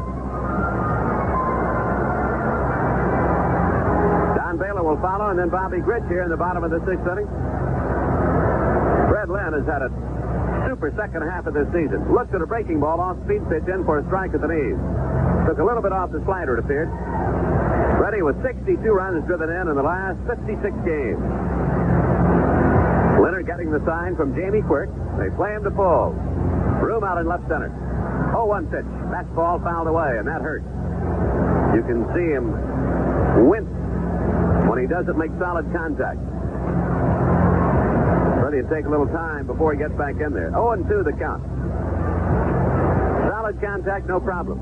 Foul tip or a miss, that hurts. Red batting, 294.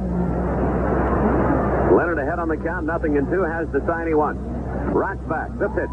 Swung on and missed. Lynn down on strikes as he changed up on him, and he didn't have a very good cut, and I think he was just in so much pain that he just didn't have a good cut at it at all. That is the fifth strikeout recorded by Dennis Leonard here tonight. We will look at the baseball now as Baylor gets set to step in. Down is grounded out, flied out. 0 for 2. We're in the bottom of the sixth. 1-0 lead for the Angels. 1 run on 4 hits, and no runs on 4 hits for Kansas City. Baylor waiting. Leonard shakes off the sign, now has the one he wants. The first pitch to Baylor, swung on and hit high in the air down the line and right, coming on Martin. If it is fair, it could be trouble. He's there, and he makes the catch in foul ground. Jerry Martin coming a long way for it. Makes the catch just in foul ground for out number 2. 2 out. And Bobby Grich will stand in. Now, fly nonstop to Memphis and be wined and dined all the way. Republic Airlines now offers nonstop service from L.A.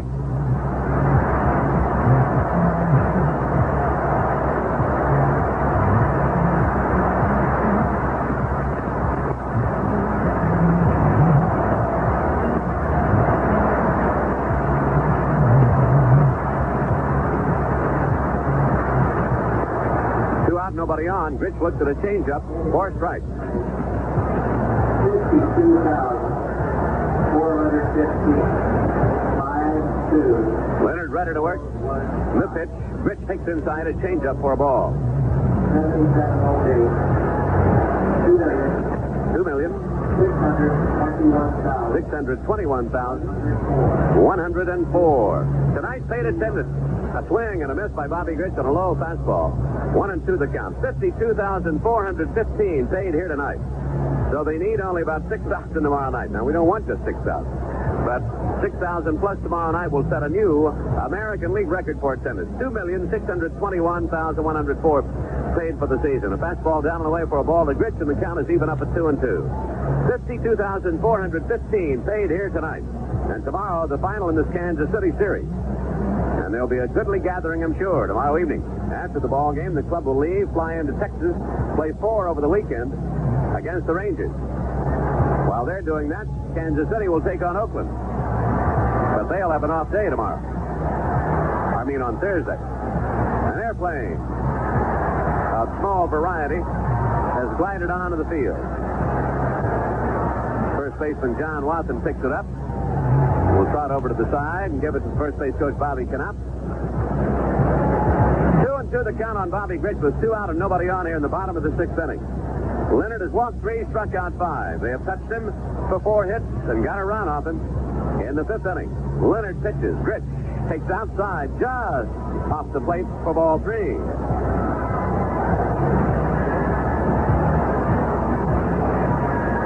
Full count, 3-2. Bobby Grich.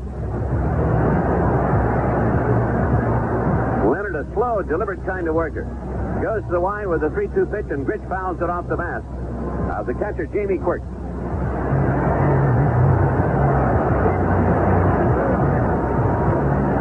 As we told you, to set a new American League attendance record tomorrow night, they needed a total of 58,729.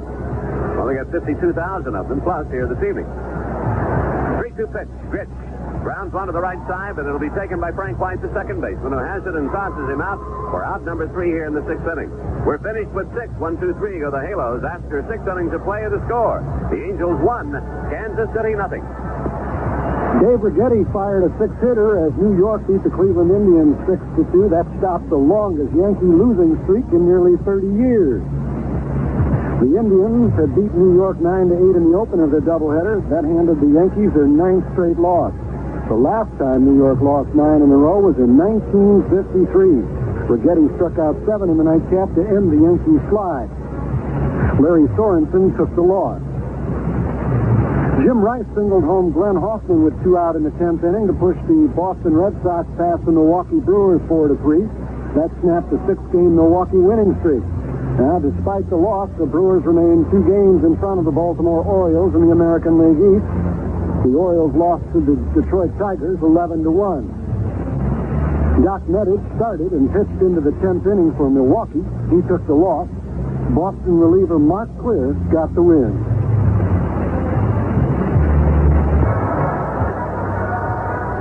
We go to the top of the 7th inning. Angels on top 1-0. Each team has 4 hits. Ken Force back to the mound. And he'll be facing the number 3, 4, 5 hitters in the Kansas City lineup. Brett, Otis, and McRae. And we'll check the scoreboard for you in that Texas-Oakland game now after 4.5 innings of play. Oakland on top 5-1. Charlie Huff going against Conroy. Wayne Gross with his 9th home run of the year. Through 4 innings of play at Seattle, did a Seattle 4-2 over the White Sox.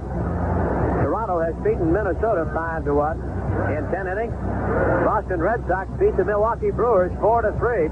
Brewers remain 2 games in front of Baltimore, who lost this evening to the Detroit Tigers 11-1. In the first of 2 games between the Indians and the Yankees, Indians won the first game 9-8 as Brett stands in. And the first pitch is swung on and hit to Krug. That is foul by about 1.5 feet. Bounced off his glove, went over near the fans, and Krug tossed it into the seats. In the second game of that doubleheader, it was New York 6-2 over the Indians. In the National League this evening, or this afternoon really, Chicago beat the Pirates by a score of 1-0. Jenkins, the winning pitcher. Dodgers trail San Diego 3-0 after 7 innings of play. Bosch has a side, and the next pitch is swung on and missed for strike 2 to George Brett. Houston has defeated the Atlanta Braves 5-3. Philadelphia Phillies now only 4.5 games behind St. Louis. Beat the Cardinals tonight 5-2. Steve Carlton with his 21st win of the year. The 0-2 pitch, a fastball high and outside, 1-2. In that Philadelphia game, Mike Schmidt hit his 34th home run of the year. Cincinnati 6-5 over San Francisco. Clark with his 27th. The 1-2 pitch is a breaking ball low, and Force and Boone each thought they had him.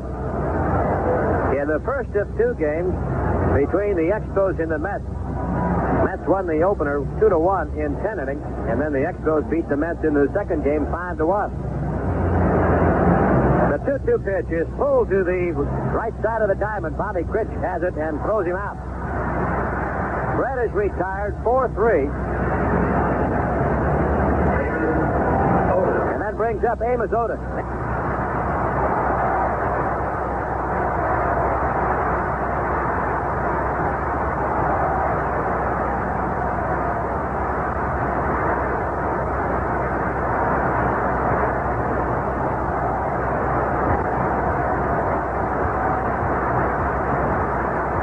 Is 0 for 2. He has popped up to Rod Carew and has flied out to Freddie Lynn. And what a great catch Freddie Lynn made on Otis in the 4th inning. Right-handed batter standing extremely deep in the batter's box. And Porsche's first pitch is on the outside corner for strike 1. Otis at 283 as he stands in, has hit 10 home runs. Has good power to all fields. Driven in 85 runs this year. Angels on top 1-0. We're in the top of the 7th. Each team with 4 hits. Now A.O. steps out, now steps right back in.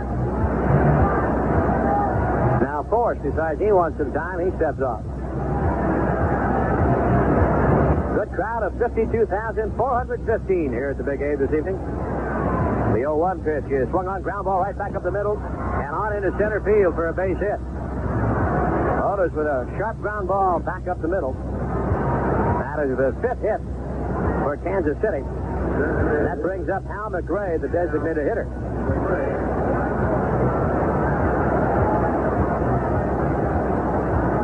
McRae is 1 for 2. He doubled in the second inning.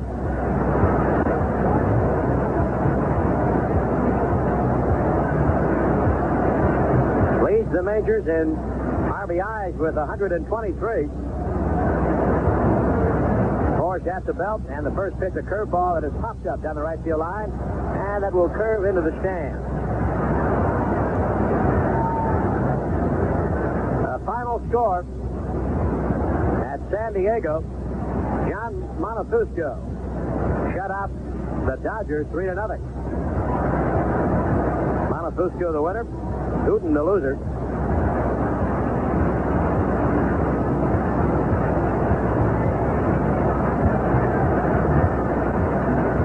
Force has the side, there goes the runner, and the pitch is swung on and hit high in the air to right center field.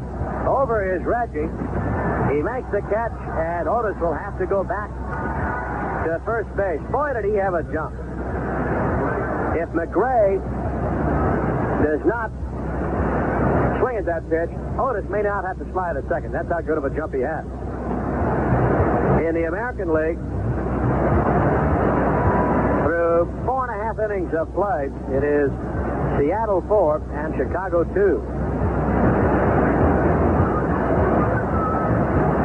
So there are 2 gone as Frank White stands in. The Angels leading it 1-0. There are 2 outs with a runner at first. Force will have to keep an eye on Otis. He's holding. Now comes to the plate with a breaking ball. It's over for strike 1. Frank White on the evening is 1 for 2. Has hit safely now in 9 of the last 11 games in which he's played. Has 42 doubles in the year. That's top. On the Royals, the next pitch, a breaking ball into the dirt that is scooped up very cleanly by Boone. 1-1.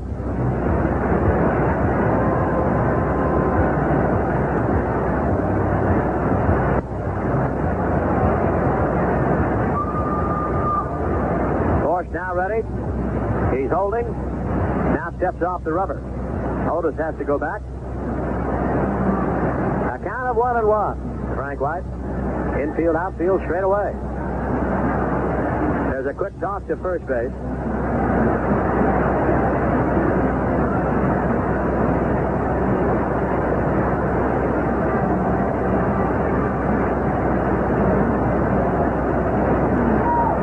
Force now ready. The runner does not go. The next pitch, a curveball that has White jumping back out of the way. It almost hit him.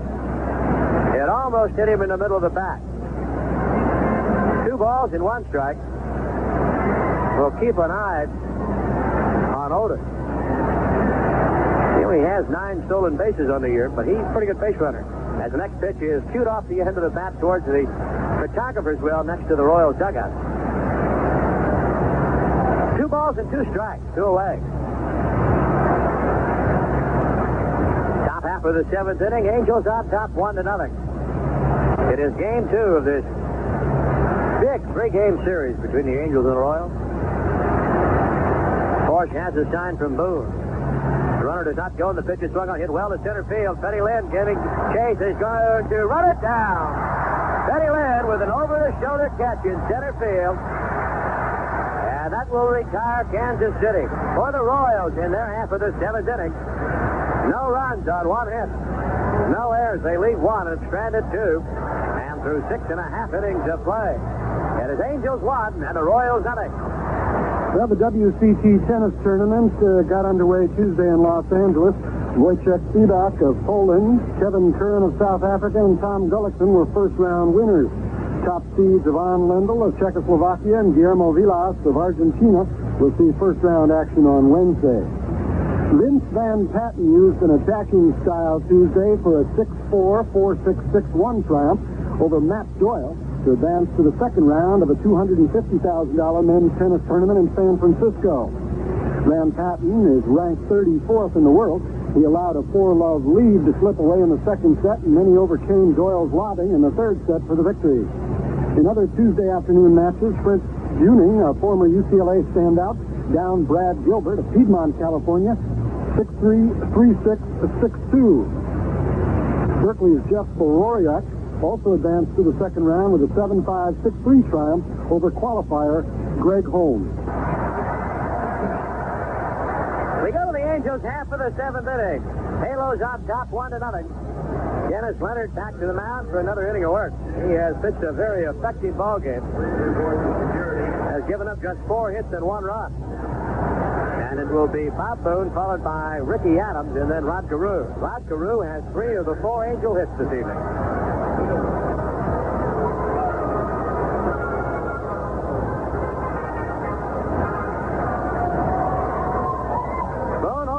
Has flied out to left field, walked and scored. Has scored the only run of the game. And the first pitch to Boone is a curveball over for strike 1.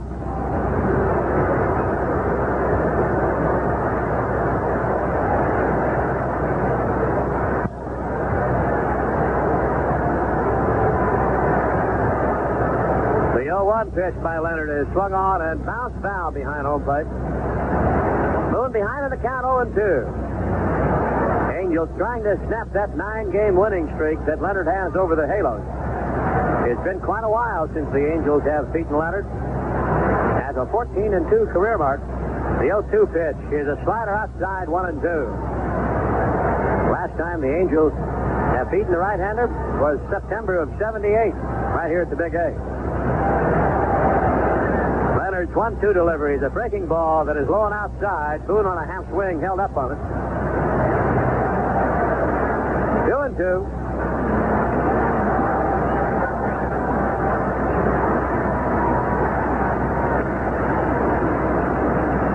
After this series, the Angels will depart for Texas tomorrow after the game, where they'll play the Rangers in a 4-game series before playing the Royals again. The 2-2 pitch, low and outside, ball 3. A full count to Bob Boone. Leonard has only walked 3 of the Angels this evening.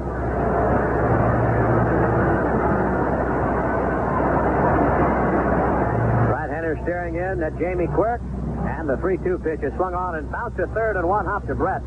He has it and throws out Boone. And before Ricky Adams stands in, we're going to pause for station identification. This is the Angels Radio Network.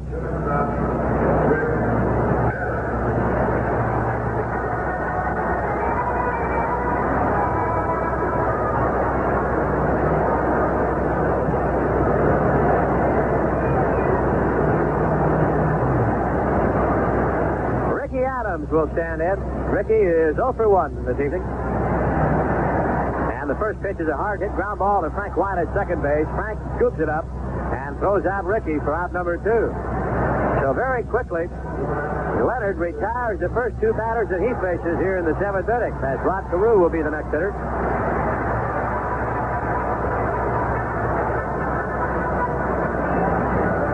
Rod is 3 for 3. He doubled his first time up.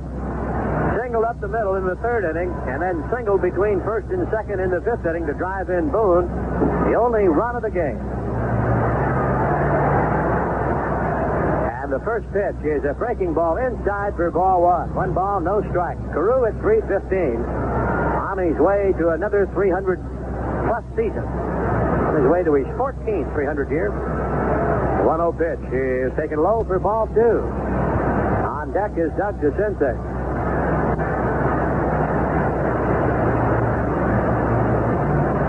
Kansas City shading Rod well toward left field. The 2-0 pitch is inside with a slider, 3-0. Kansas City has not played as well on the road this year as they have at home. They have been just outstanding in their home park. The 3-0 pitch is over for a strike, 3-1. Kansas City at home has a record of 51-23. On the road, they're 10 games under 500. Leonard's 3-1 delivery is a flying shot back up the middle into center field. Rod Carew, with a turn at first base, picks up his 4th hit of the game.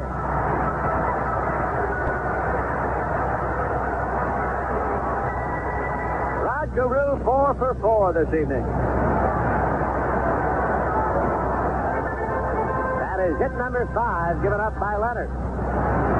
The only other guy to have a base hit is Freddie Lynn, and that was back in the 4th inning. Depending on what the other guys did tonight in the batting race, he may have leaped all the way up to maybe 3rd place tonight with those 4 hits. That's right. He's pretty close. Came in the game 7. There's a quick toss to first base.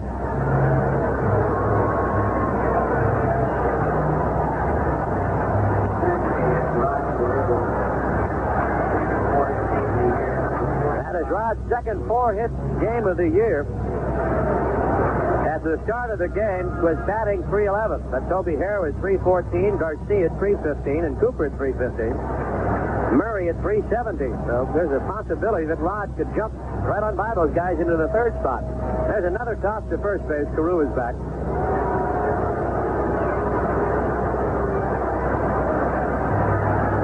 Sensei 0 for 3 has grounded out to second, struck out, and has hit into a fielder's choice. Angels lead it 1-0. As the next pitch is swung on and fouled back out of play. Sensei just under 300, batting .299.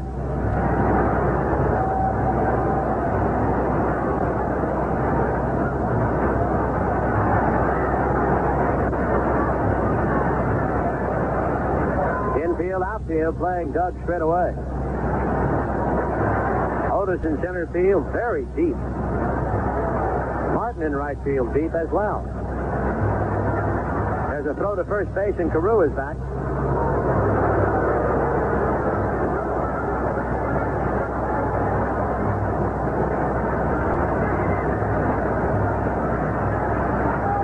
Leonard with another throw to first base.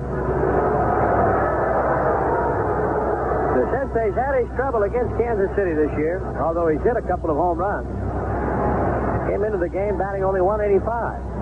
The 0-1 pitch is pulled to third. Brett has it on 2 hops. A long throw, and they get to Sensei, and the Angels are retired in their half of the 7th inning. No runs on 1 hit. Rod Carew's 4th hit of the game. No errors. They lead 1, have stranded 6. Check that, have stranded 7. And through 7 complete innings of play, the score remains the same. The Angels 1 and Kansas City 0. Now an update from ABC News. I'm Chet Martin. The Senate tonight approved the administration-supported resolution that would end the strike by America's locomotive engineers. The House is expected to give its okay by late Wednesday. 1,800 American Marines are now on their way to Lebanon for peacekeeping duty with no orders this time not to shoot if trouble breaks out. Lebanon's parliament has elected Amin Gemayel, the president of the country. He's the brother of assassinated President-elect Bashir Gemayel. Israel's parliament Wednesday is to debate the Palestinian refugee massacre in Beirut. The space shuttle Columbia was rolled out to its launch pad at the Kennedy Space Center Tuesday, where it's scheduled to begin its first operational flight November 11th. 75-year-old actress Janet Gaynor is said to have developed an infection and partial kidney and liver failure, complications from the traffic accident she was involved in 2 weeks ago. I'm Chet Martin, ABC News.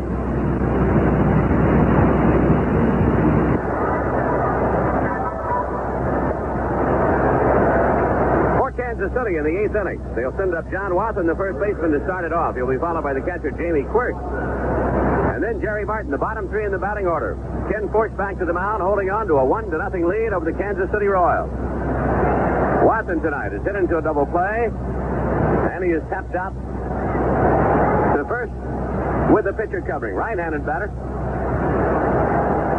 Watson with a couple of home runs, 45 RBIs, 4 pitches, and he takes low, ball 1. No changes defensively. Top of the 8th inning. A run on 5 hits for the Halos. The next pitch is outside for ball 2, 2-0. And no runs on 5 hits for Kansas City. Seattle and Chicago now tied at 4. That's in the bottom of the 6th inning. Chicago getting 2 in the 6th to tie it up at 4. Force's 2-0 delivery. Watson takes low, over but low.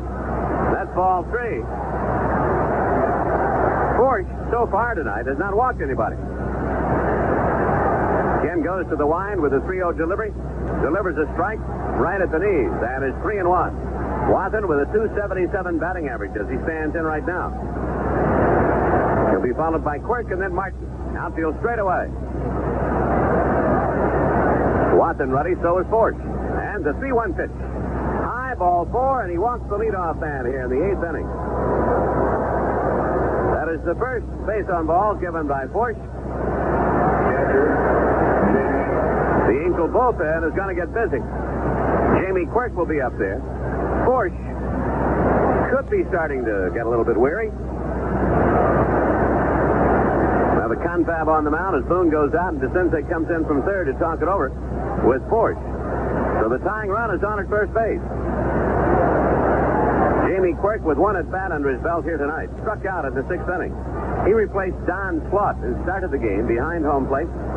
He injured a thumb, had to leave, and the report we have is Slaught suffered ligament damage in the thumb on his catching hand and will be lost for the remainder of the season. John Curtis and Luis Sanchez on their feet. Quirk is going to swing away and takes the pitch inside for ball 1. DeCinces starting to charge, expecting the bunt, but Quirk showed no signs of it. 1 ball count. Quirk, a left-handed batter. The Angels have turned 2 double plays here tonight. Ken Forge comes to the belt. Watson's their best base stealer. You got to keep an eye on him over there. He likes to get a walking lead, and if you don't stop him, he'll keep on him going. He stole a base last night. He has 36. 1 ball count. Forge delivers to Quirk. A swing and a foul. A slider on his hands. Foul back here. Count of 1-1. Quirk without a home run, 4 RBIs. Obviously, with a guy like Watson, he's not going to see a great deal of playing time, which he has not. 74 at bats under his belt. And of course, when Watson was injured, they called up Slaught from their Omaha club, and he has seen a little playing time. Force ready. Watson easing off at first base. Force steps off and looks him back. Halos turned to double play back in the second. 6-4-3 turned to 3-6-3 in the 4th inning. They need one now. Nobody out. Tying run at first base. 1-0. Angels on top. Force delivers to Quirk. A foul back again. A slider in on his hands. And the count goes to 1-2. In the American League East, Milwaukee lost and so did Baltimore. They remain separated by 2 games. In the West, Chicago and Seattle tied in their game in the bottom of the 6th inning. And this one finds the Angels on top 1-0, owning a 1-game lead over Kansas City in this second game of the 3-game series. Ken Force with the sign from Bob Boone. The pitch. Base hit to right. A breaking ball is going to get Watson all the way to third. Jackson gets it back in, and it's first and third, and nobody out. A base hit for Jamie Quirk. They came back with a breaking ball inside, and he got turned around on it that time and looped it down the line and right for a base hit. And Force in some trouble. First and third, and nobody out. The batter, Jerry Martin.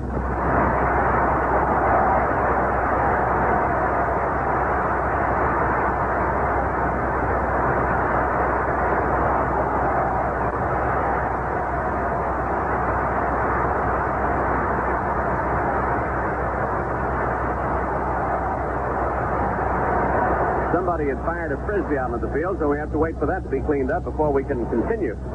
Jerry Martin tonight has flied out both times. One's to right, one's to left. Forge would like to have a strikeout or pop-up here. Brings the first pitch, a swing and a miss. Came inside with a fastball. Martin, the number 9 hitter. A walk and a base hit. As Ken Forge under the gun, Sanchez and Curtis have been up, but not for long. Force getting the sign from Boone. Quirk on at first base. Watson over at third. The 0-1 delivery. Martin takes strike 2 on the inside corner. It is 0-2. Martin doesn't care much for the call, as Jim McKean tells him so. But he could really use a strikeout here. Martin with some power, of course. He has 11 home runs. Forge waiting. Martin is set, so is Forge. Comes to the belt. The 0-2 pitch. just missed with a slider outside. Just barely missed outside with a slider. A ball and 2 strikes on Martin.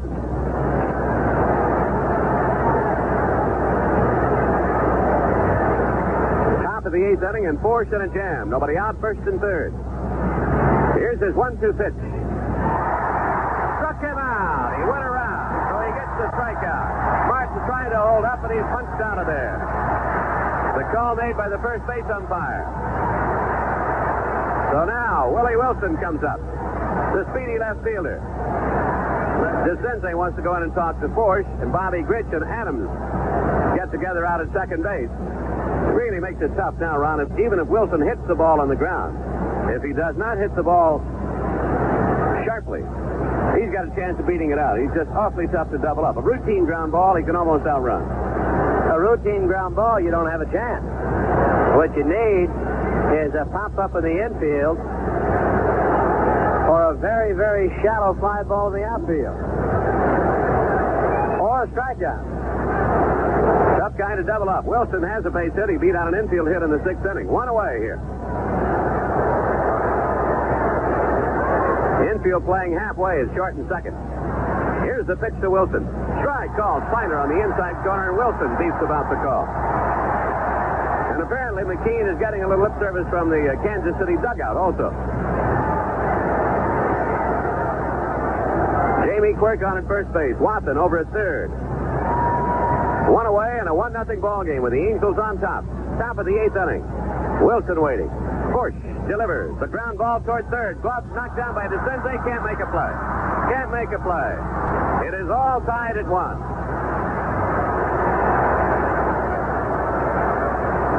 It'll be ruled an error on DeCinces at third base. The run scores, and it's all tied at 1. It is 1st and 2nd now. And 1 out. Onyx Concepcion will go out and run at second base. Concepcion will run for Quirk at second base.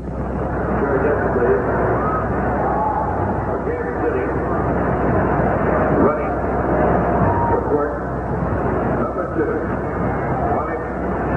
Onyx Concepcion running out at second base. So here's UL Washington. The score tied at 1. A walk, a base hit, a strikeout, and an error. And Kansas City is back in it. Force taking a little time out of the mound. Washington has had a base hit tonight. He's 1 out of 3. Got a bloop single back in the 4th inning. Force with a check of the runners, the pitch. Washington takes the slider down too low for a ball. UL batting .276. They got speed on the bases. Concepcion can run. Obviously, Wilson can. Ken Force delivers, and Washington takes a fastball high, and that is ball 2. Well, he could be starting to tire. Sanchez and Curtis continue to throw out in the Angel bullpen. A run on 6 hits for Kansas City, a run on 5 hits for California, an error on each side. Here's Force's 2-0 pitch, and Washington taps it foul right at his foot. Breaking ball in on his hand. 2 balls, 1 strike. UL has occasional power, I guess you'd say. 7 home runs on the year, 51 RBIs.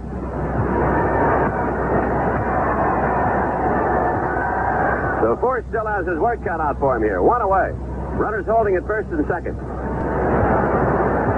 And with Wilson on at first and Washington running from home plate, you have a difficult time turning a double play there. Breaking ball is in for a strike. Slider cut the outside corner. The count goes to 2-2 on UL Washington.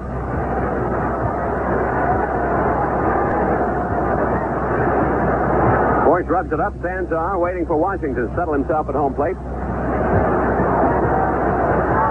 Washington up there from the left side now asks for time.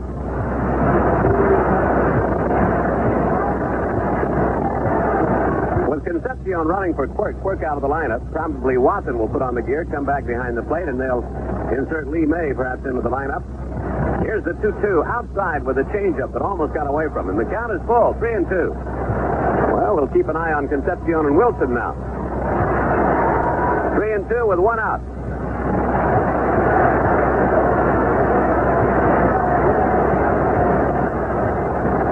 Force taking a lot of time. If he does not get Washington, he might not work the Brett. Here's the pitch. Washington pops it up off the third base side. Coming down under it. DeCinces in fair ground. Makes the catch out number 2. A slider in on Washington's hand. He pops him up, and here comes Gene Mauch. Out to talk it over with Forsch as he prepares to face George Brett. The inning started as he walked the leadoff man, Watson. The only man he's walked, and Watson came on to score. Boone coming out to get into the conversation. Jamie Quirk followed that with a base hit. It was first and third, nobody out. He struck out Jerry Martin. But Wilson tapped one toward third. DeCinces in on the grass. In his anxiety to make a play to try to get the runner coming home from third, bobbled the ball for the moment. The run scored, an error charge. He gets Washington on the pop-up, and so Gene will stay with Forsch to pitch to George Brett. Brett is hitless tonight and hitless in the series. He is 0 for 7.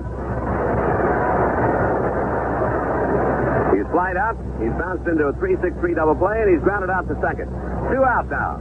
All tied at 1. And one of the top hitters in the game standing in. 21 home runs for Brett on the year.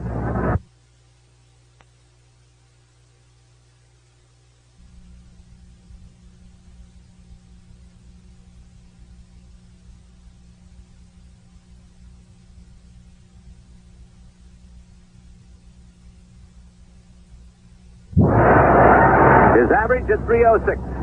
Forsch works from the belt. The pitch, changeup, lined at Bobby Grich for out number 3. And Brett throws his batting helmet away.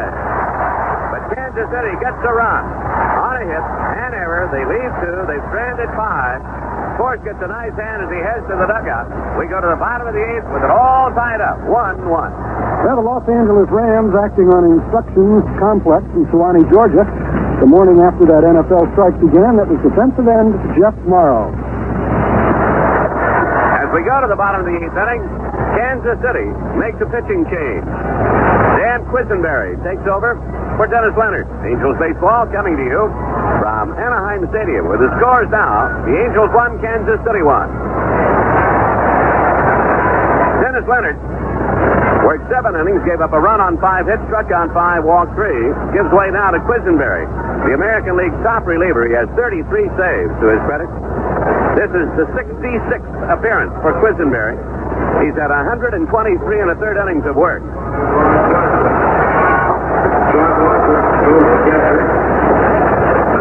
Ron Johnson is at first base as they make the change, and Watson comes behind the plate. The other changes for Kansas City.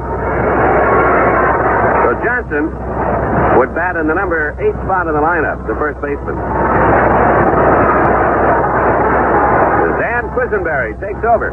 Tied 1-1. It'll be Jackson, Downing, and Lynn up there against the submarining tinkerball type pitcher. 33 saves to his credit. More than any other reliever. He's 4 better than Raleigh Fingers. Reggie will lead it off. He struck out twice, drawn a walk. He's 0 for 2. Leonard was tough. For Quisenberry, he is not allowed to run over his last 10 outings, covering 16 and 2/3 innings, while recording a win and 5 saves and allowing but 8 hits during that time. As I told you, he has 33 saves to lead the league in that department. So he has been tough. You got to make him get the ball up, and it is tough to do. Reggie will start it off. Downing will follow, and then Fred Lynn. All tied at 1. We're in the bottom of the 8th inning. A run on 5 hits for the Angels, a run on 6 hits for the Royals. Quisenberry ready with his first pitch to Jackson. Strike called in the outside corner. Quisenberry almost with a softball kind of delivery. Not quite that far in toward the side of the thigh, but almost, and certainly not a windmill kind of delivery, but awfully close. The next pitch, outside and low for a ball. It's 1-1. John Watson catching. And Ron Johnson playing at first base.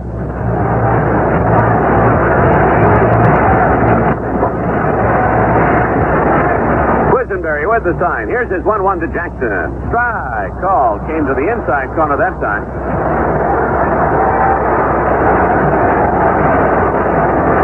Reggie in the hole, 1-2. Quisenberry getting the sign from Watson. They play Jackson to pull. They're deep. A gap in left center for him. Reggie out on strikes in the first, again in the fourth inning. Drew a walk in the fifth inning, but left on base. 1-2 the count. Quisenberry to the winds. The pitch. Jackson lines it toward left. Out of play. Into the club level.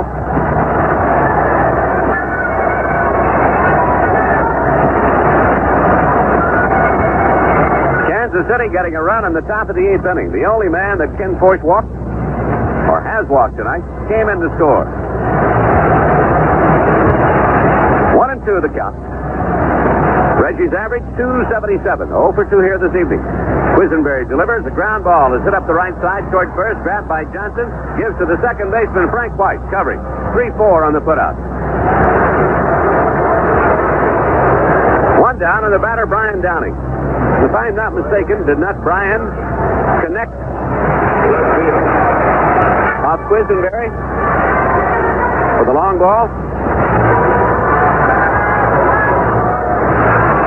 Seems like somebody did. Maybe it was Baylor. I think it was Baylor. Right. It was Don Baylor that beat him in the 12th inning of a ball game. That was it.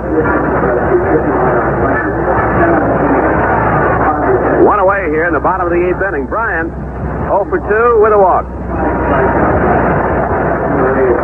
Quisenberry gets ready to work here. Delivers, and Bryant takes low and inside for ball one. Quisenberry gave up the home run. The 12th of the year for Baylor that came on June the 26th. One ball count on Bryant. Quisenberry has given up 11 home runs this year. A swing and a chopper foul rolling back over to the left side into the dugout. The count goes to 1-1 on Bryant. Looking for his first hit of the night. Rod Carew has 4 of the 5 hits. The other base hit belongs to Fred Lynn. Rodney with a double and 3 singles and an RBI. Downing with a 1-1 count. Quisenberry goes to the line. The submariner fires a high chop over the mound towards short, taken by Washington. Throws in time to get Downing, and they're 2 away off 2 ground balls. And that's what Quisenberry does. Makes you beat it in the ground. 2 out, and Fred Lynn will step in. He's had a base hit tonight, grounded out and struck out. The last time up there, swung and foul tipped the ball, obviously in discomfort. Then was not really able to put a good swing on the next pitch and wound up striking out. 2 away with nobody on. Ron said before the game when we were chatting here, he says, you know something, the way these 2 guys can work on each other, Force and Leonard, a home run might settle this thing. Well, indeed it might. It is tied 1-1. Lynn waiting. Quisenberry with the pitch. Lynn slices one off to the left side. Willie Wilson back near the track in the corner there and makes the catch. The side retired. 1-2-3 go the Angels in the 8th.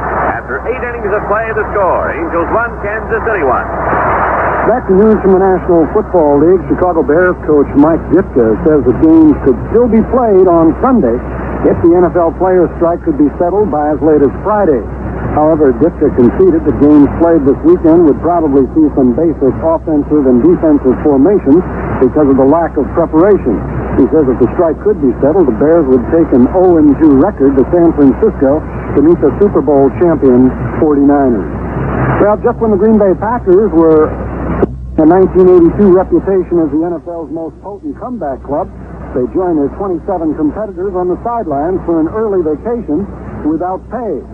For the second straight week, the Packers spotted an opponent a substantial lead before rallying in the second half to victory as All-Pro wide receiver James Lofton touched off a 20-point run with an 83-yard touchdown dash Monday night in the 27-19 triumph over the New York Giants. Ken Force to the mound of the 9th inning. It'll be Otis and McRae and White up there. Kansas City getting a run in the 8th to tie. Tied at 1 as we go to the top of the 9th inning. The bullpen had been busy in that 8th inning. They had Sanchez up and they had Curtis up, so should something develop here, wouldn't take much for them to be loose in a hurry. And the other baseball, as we go along here, that Seattle-Chicago game is in the bottom of the 7th inning. It is tied at 4. Henderson with a home run there. Oakland leading Texas 6-1, top of the 8th inning. Final Cardinals saw Baltimore lose to Detroit 11-1. Boston defeated Milwaukee 4-3 in 10 innings. Cleveland and the Yankees in a doubleheader, 9-8 Cleveland and 6-2 Yankees.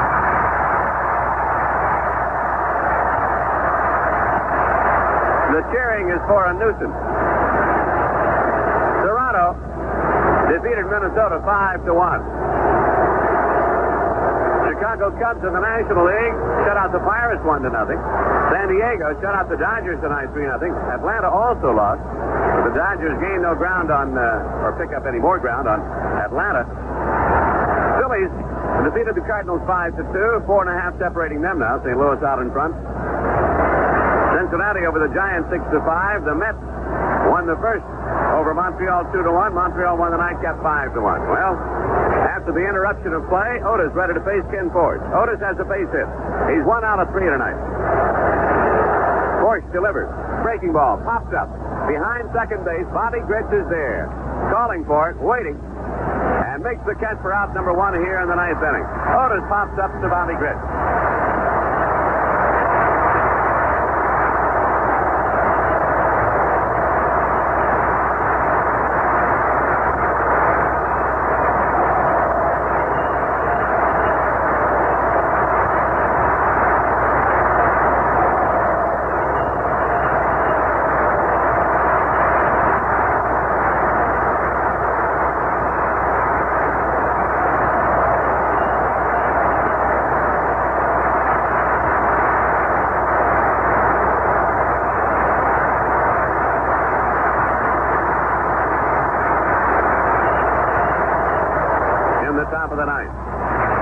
Frank White, the second baseman. As you look to the Angel ninth, Baylor, Grich, and Boone due up.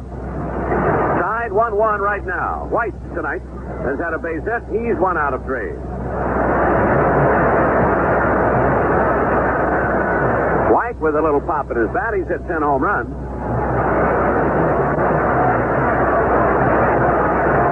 Hit the ball fairly well as last time, as a matter of fact, to deep center field, requiring a nice play by Fred Lynn to retire it. Ken Force's pitch.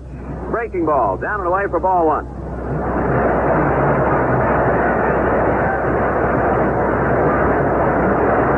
One ball count. Force ready. The pitch. Swing and a foul right at home plate as he jammed it. And White banged it off the tipsy. White's batting average at .296. Kansas City, with a number of representatives up amongst them. Of course, Wilson leading the league in hitting right now. McRae leading the league in RBIs with 123. Wilson with 183 hits. McRae with 176 coming into the ball game tonight. 1-1 to count on Frank White. Force has the sign he wants. The right-hander rocks and fires. Change up, line toward left. It'll be a base hit for Frank White. And there is the potential winning run on base for Kansas City. A 2-out single by Frank White, his second hit of the night. We'll pause for station identification as John Watson will come to the plate. This is the Angels Radio Network. This is the American Forces Radio and Television Service.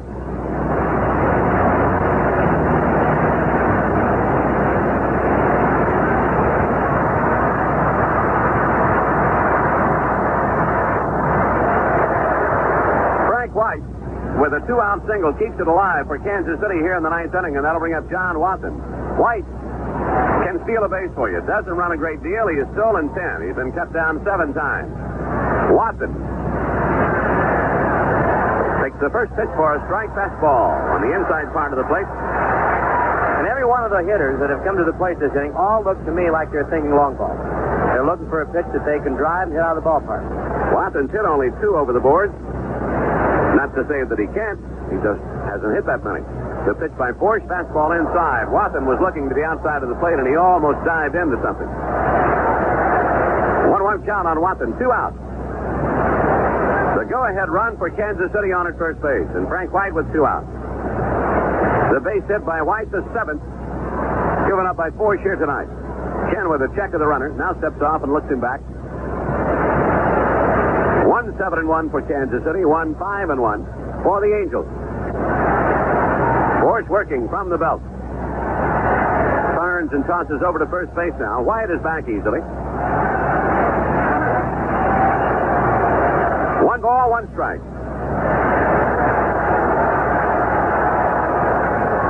Outfield straight away for John Watson. Forces 1-1 pitch. Slider slaps foul off to the right side, drifting out of play. Count of 1-2 here in the top of the 9th inning on John Watson.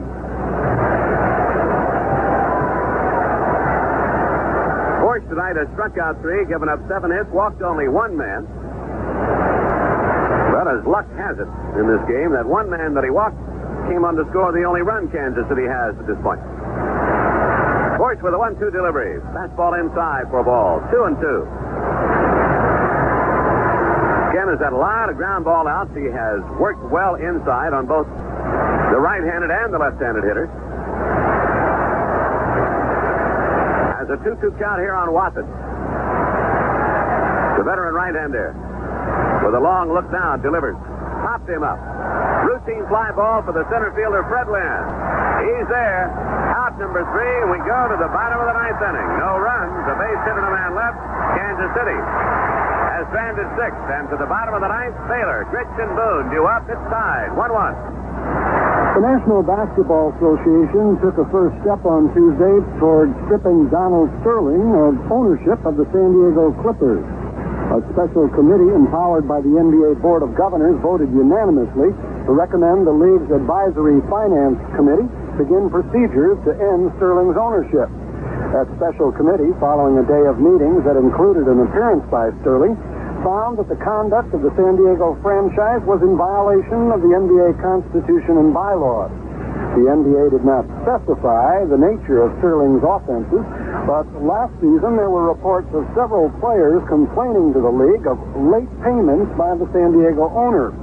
In addition, Sterling made headlines toward the end of the season when he said it would be to the Clippers' advantage to finish in last place, so the club would be in a position to acquire the top selection in the college draft. The Clippers wound up with the number 2 choice.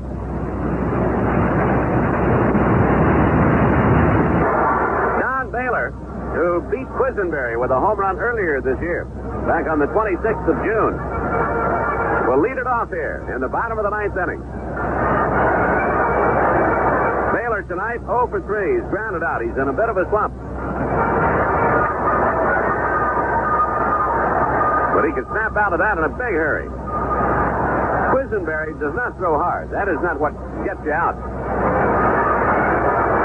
He just thinks you beat that thing into the ground. We have Johnson at first base, White at second base, Washington the shortstop, Fred over at third. Bottom of the 9th inning, 1-1 ball game. The Angels trying to take game 2 in this 3-game series. As we told you, they have played extra innings before, and Baylor settled it with a home run in the 12th inning. I think I told you it was his 12th home run. It was in the 12th inning. It was his 10th home run of the year at that time.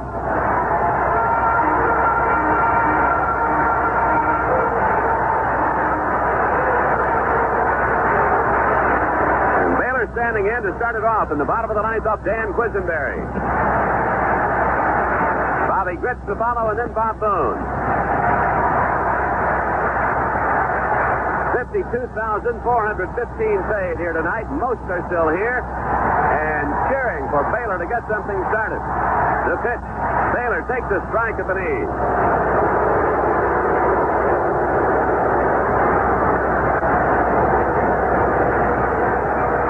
Don's average at 260.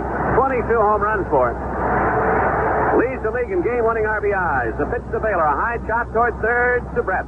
Has it. Long throw in time, and they tag him out. Johnson with a sweeping tag on Baylor coming down the line. 5-3. Out number 1 in the bottom of the 9th inning.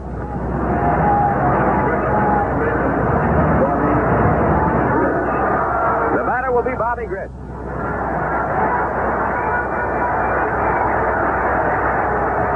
Bobby's 0 for 3. Grounded out twice. Flied out another time.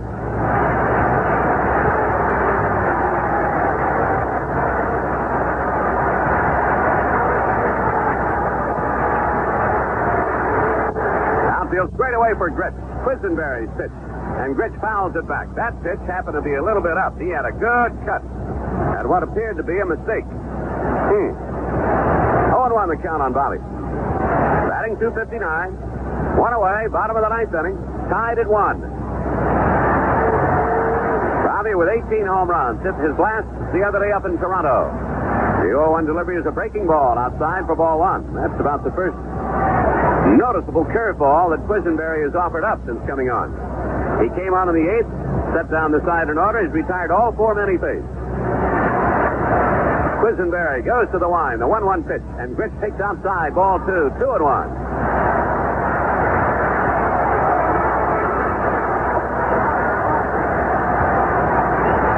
Gritch standing outside the batter's box now, gathering his thoughts. 2 balls, 1 strike. Quisenberry with the sign from Watson. The right-hander pitches, and Gritch slices one foul off to the right upstairs. Evens the count at 2-2. He's had a couple of pitches that looked like they were a little bit up. 2-2 the count on Bobby Gritch.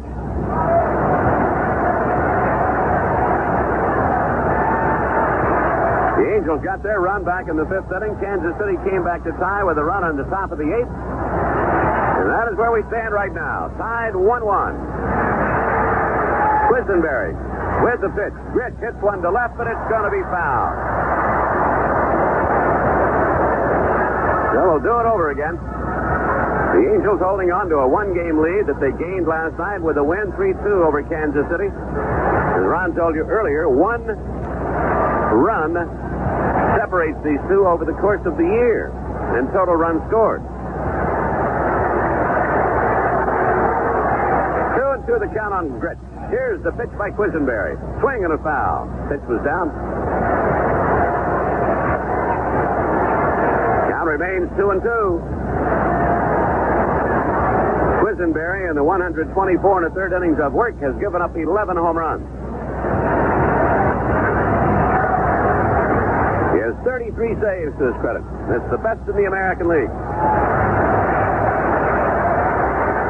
2 balls, 2 strikes. Gritch waiting. Quisenberry ready to work. The pitch. Gritch fouls another away as he came inside with that sinker. Should it go to extra innings? You look at Kansas City, since the bottom 2 in the batting order. Johnson, the first baseman, would be due up, and then Jerry Martin, to be followed by Willie Wilson.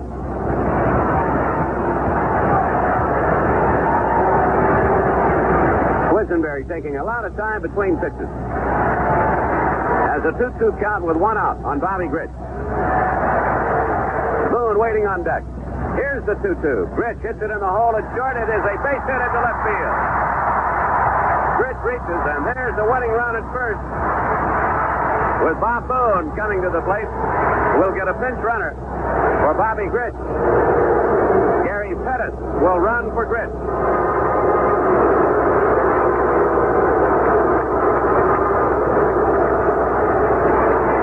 Gary Pettis will run for Gritch. So Bobby gets it started with a 1-out single, a ground ball out of the reach of Washington and short. Pettis stole 50 bases at Spokane. He has speed. Bobby Cannot talks to him down at first base. Bob Boone, who's hitless tonight, drawn a walk and scored the Angel run, will be standing in. Can handle the bat well.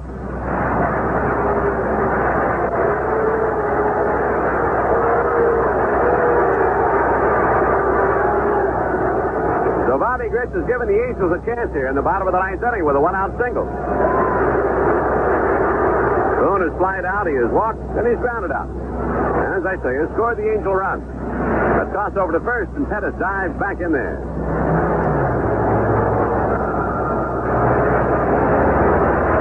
Kansas City, I'm sure, doesn't know a great deal about Gary Pettis, but all they have to do is look at him and they say, yep, he can run. Boone batting .251. Quisenberry working from the belt. Another throw to first, and Pettis dives back in. Gary could get just a little bit more of a lead, too, because Quisenberry is giving him right now his best move, and he's back easily.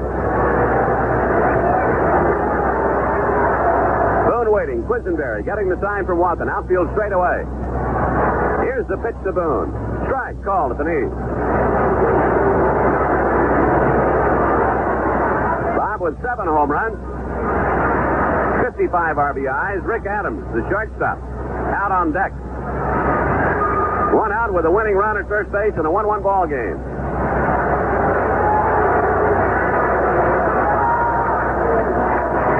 Pettis skips off to a lead as Quisenberry stands on to get the sign from Watson. The right-hander goes to first, and again, Pettis dives back in, and that time Quisenberry almost threw it away. He threw it to the inside of the diamond. Johnson had to be a little nimble over at first base to flag it down. Here's a final on the Texas-Oakland game. Oakland won it 6-1. Conroy beating Huff. One strike count on Boone. Pettis with a good lead. Dives back in easily. Fans a little annoyed by Quisenberry keeping an eye on Pettis over there. One strike count on Bob Boone. Quisenberry steps off and looks Pettis back again. Well, you cannot blame him for paying attention. Awful lot on the line.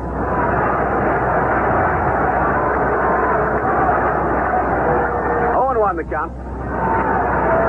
The pitch by Quisenberry. Boone takes it just a little bit outside for ball one. 1-1.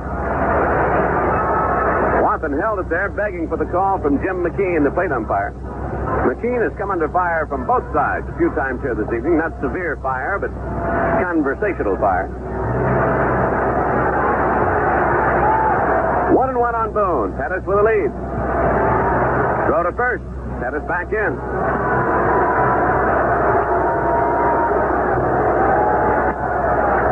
Outfield straight away for Bob Boone. Boone, of course, was with Philadelphia when they played the Kansas City Club, and the Phillies had good luck against Quisenberry in that World Series. Here's the pitch to Boone. Swing and a ground ball, base hit to left. Pettis will hold at second base. Flips and he dives back in at second safely. A base hit by Boone. And the winning run is at second base. Rick Adams will be called back. What did you get Pettis in going down to second in that situation? Well, I didn't. What I was timing was the pitcher, finding out how long it takes for him to start his motion and release the ball.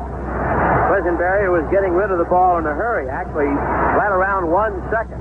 As soon as you start getting into that 1.4 area of releasing the ball, anyone that can run halfway decently at all, there's no way you can throw those kind of guys out. Darrell Sconyers will hit for Rick Adams. Sconyers, who had a good year up at Spokane, will bat for Rick Adams. Adams tonight was on base one time as he reached on an error in a sacrifice situation in the fifth inning. So there's one away, and the winning run out at second base in Gary Pettis. Sconyers, having been called up at the end of the year, has 8 at-bats in the big leagues this year. Some of those occurred earlier this year at the beginning of the season. And he's a low ball hitter. And he's got a low ball pitcher out there. So let's see what he can do. The youngster who is the heir apparent, one would say, over at first base, sporting the number 6 on his back.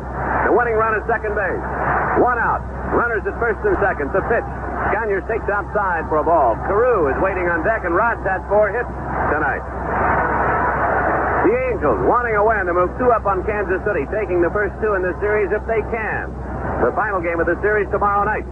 They'll meet again next Monday, Tuesday, and Wednesday in Kansas City. 1 ball count on Sconyers.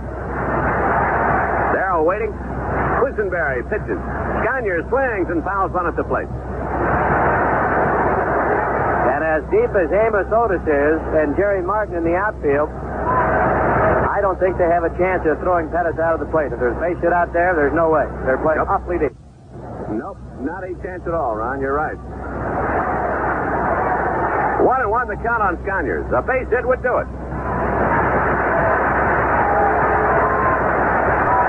1-out single by Gritch. Pettis running for him. Boone following that with a ground ball single to left. Quisenberry with a 1-1 pitch to Sconyers. Swing and a foul back. He tried to wait on it, fouled it back onto the screen. The count is 1-2. Sconyers ended the season up in Spokane with a bit of a tender wrist of his own on the left hand. Left arm. He has it pretty well bandaged, but he's had a couple of pretty good cuts also. 1-2 on Sconyers. field, getting himself set. Quisenberry standing on, getting the sign from Watson. Runner's lead is Quisenberry. Gets ready to go to the belt. Here's his 1-2. Low and away for ball. 2-2 to Scaniers. Trying to get him to chase a bad ball. It's a tough situation for these guys. They come up. They just finished a pennant race of their own. They're up here in one that really counts big. Pressed into service. Great experience for him, but it can give you an ulcer, too. Nah, it's a lot of fun. This is the fun part of baseball. You play all year long so you can get down to situations like this. 2-2 the count on Scaniers. Quisenberry. With a look. The pitch. Scaniers signals up the middle. Here comes Pettis around third. And the Angels are going to win it. Pettis scores it, and the Angels win it 2-1. Scaniers with a line drive single up the middle. And the Angels have taken the first two in this three-game series. So as the youngsters come through here tonight, as the Angels win it by a score of 2-1. Ron. Well, on the field, they are really surrounding Darryl Scaniers. Here are the totals for this evening's ball game. For the Angels, 2 runs on 8 hits, 1 error. They left 7 men on base. For Kansas City, 1 run on 7 hits, 1 error. They stranded 6. The winning pitcher, Kenny Ford, is its career high 13-10 record now. Dan Quisenberry, the losing pitcher, his record is 8-6. And we hope to talk with Darryl Scaniers on Angel Report, and that will follow in just a moment.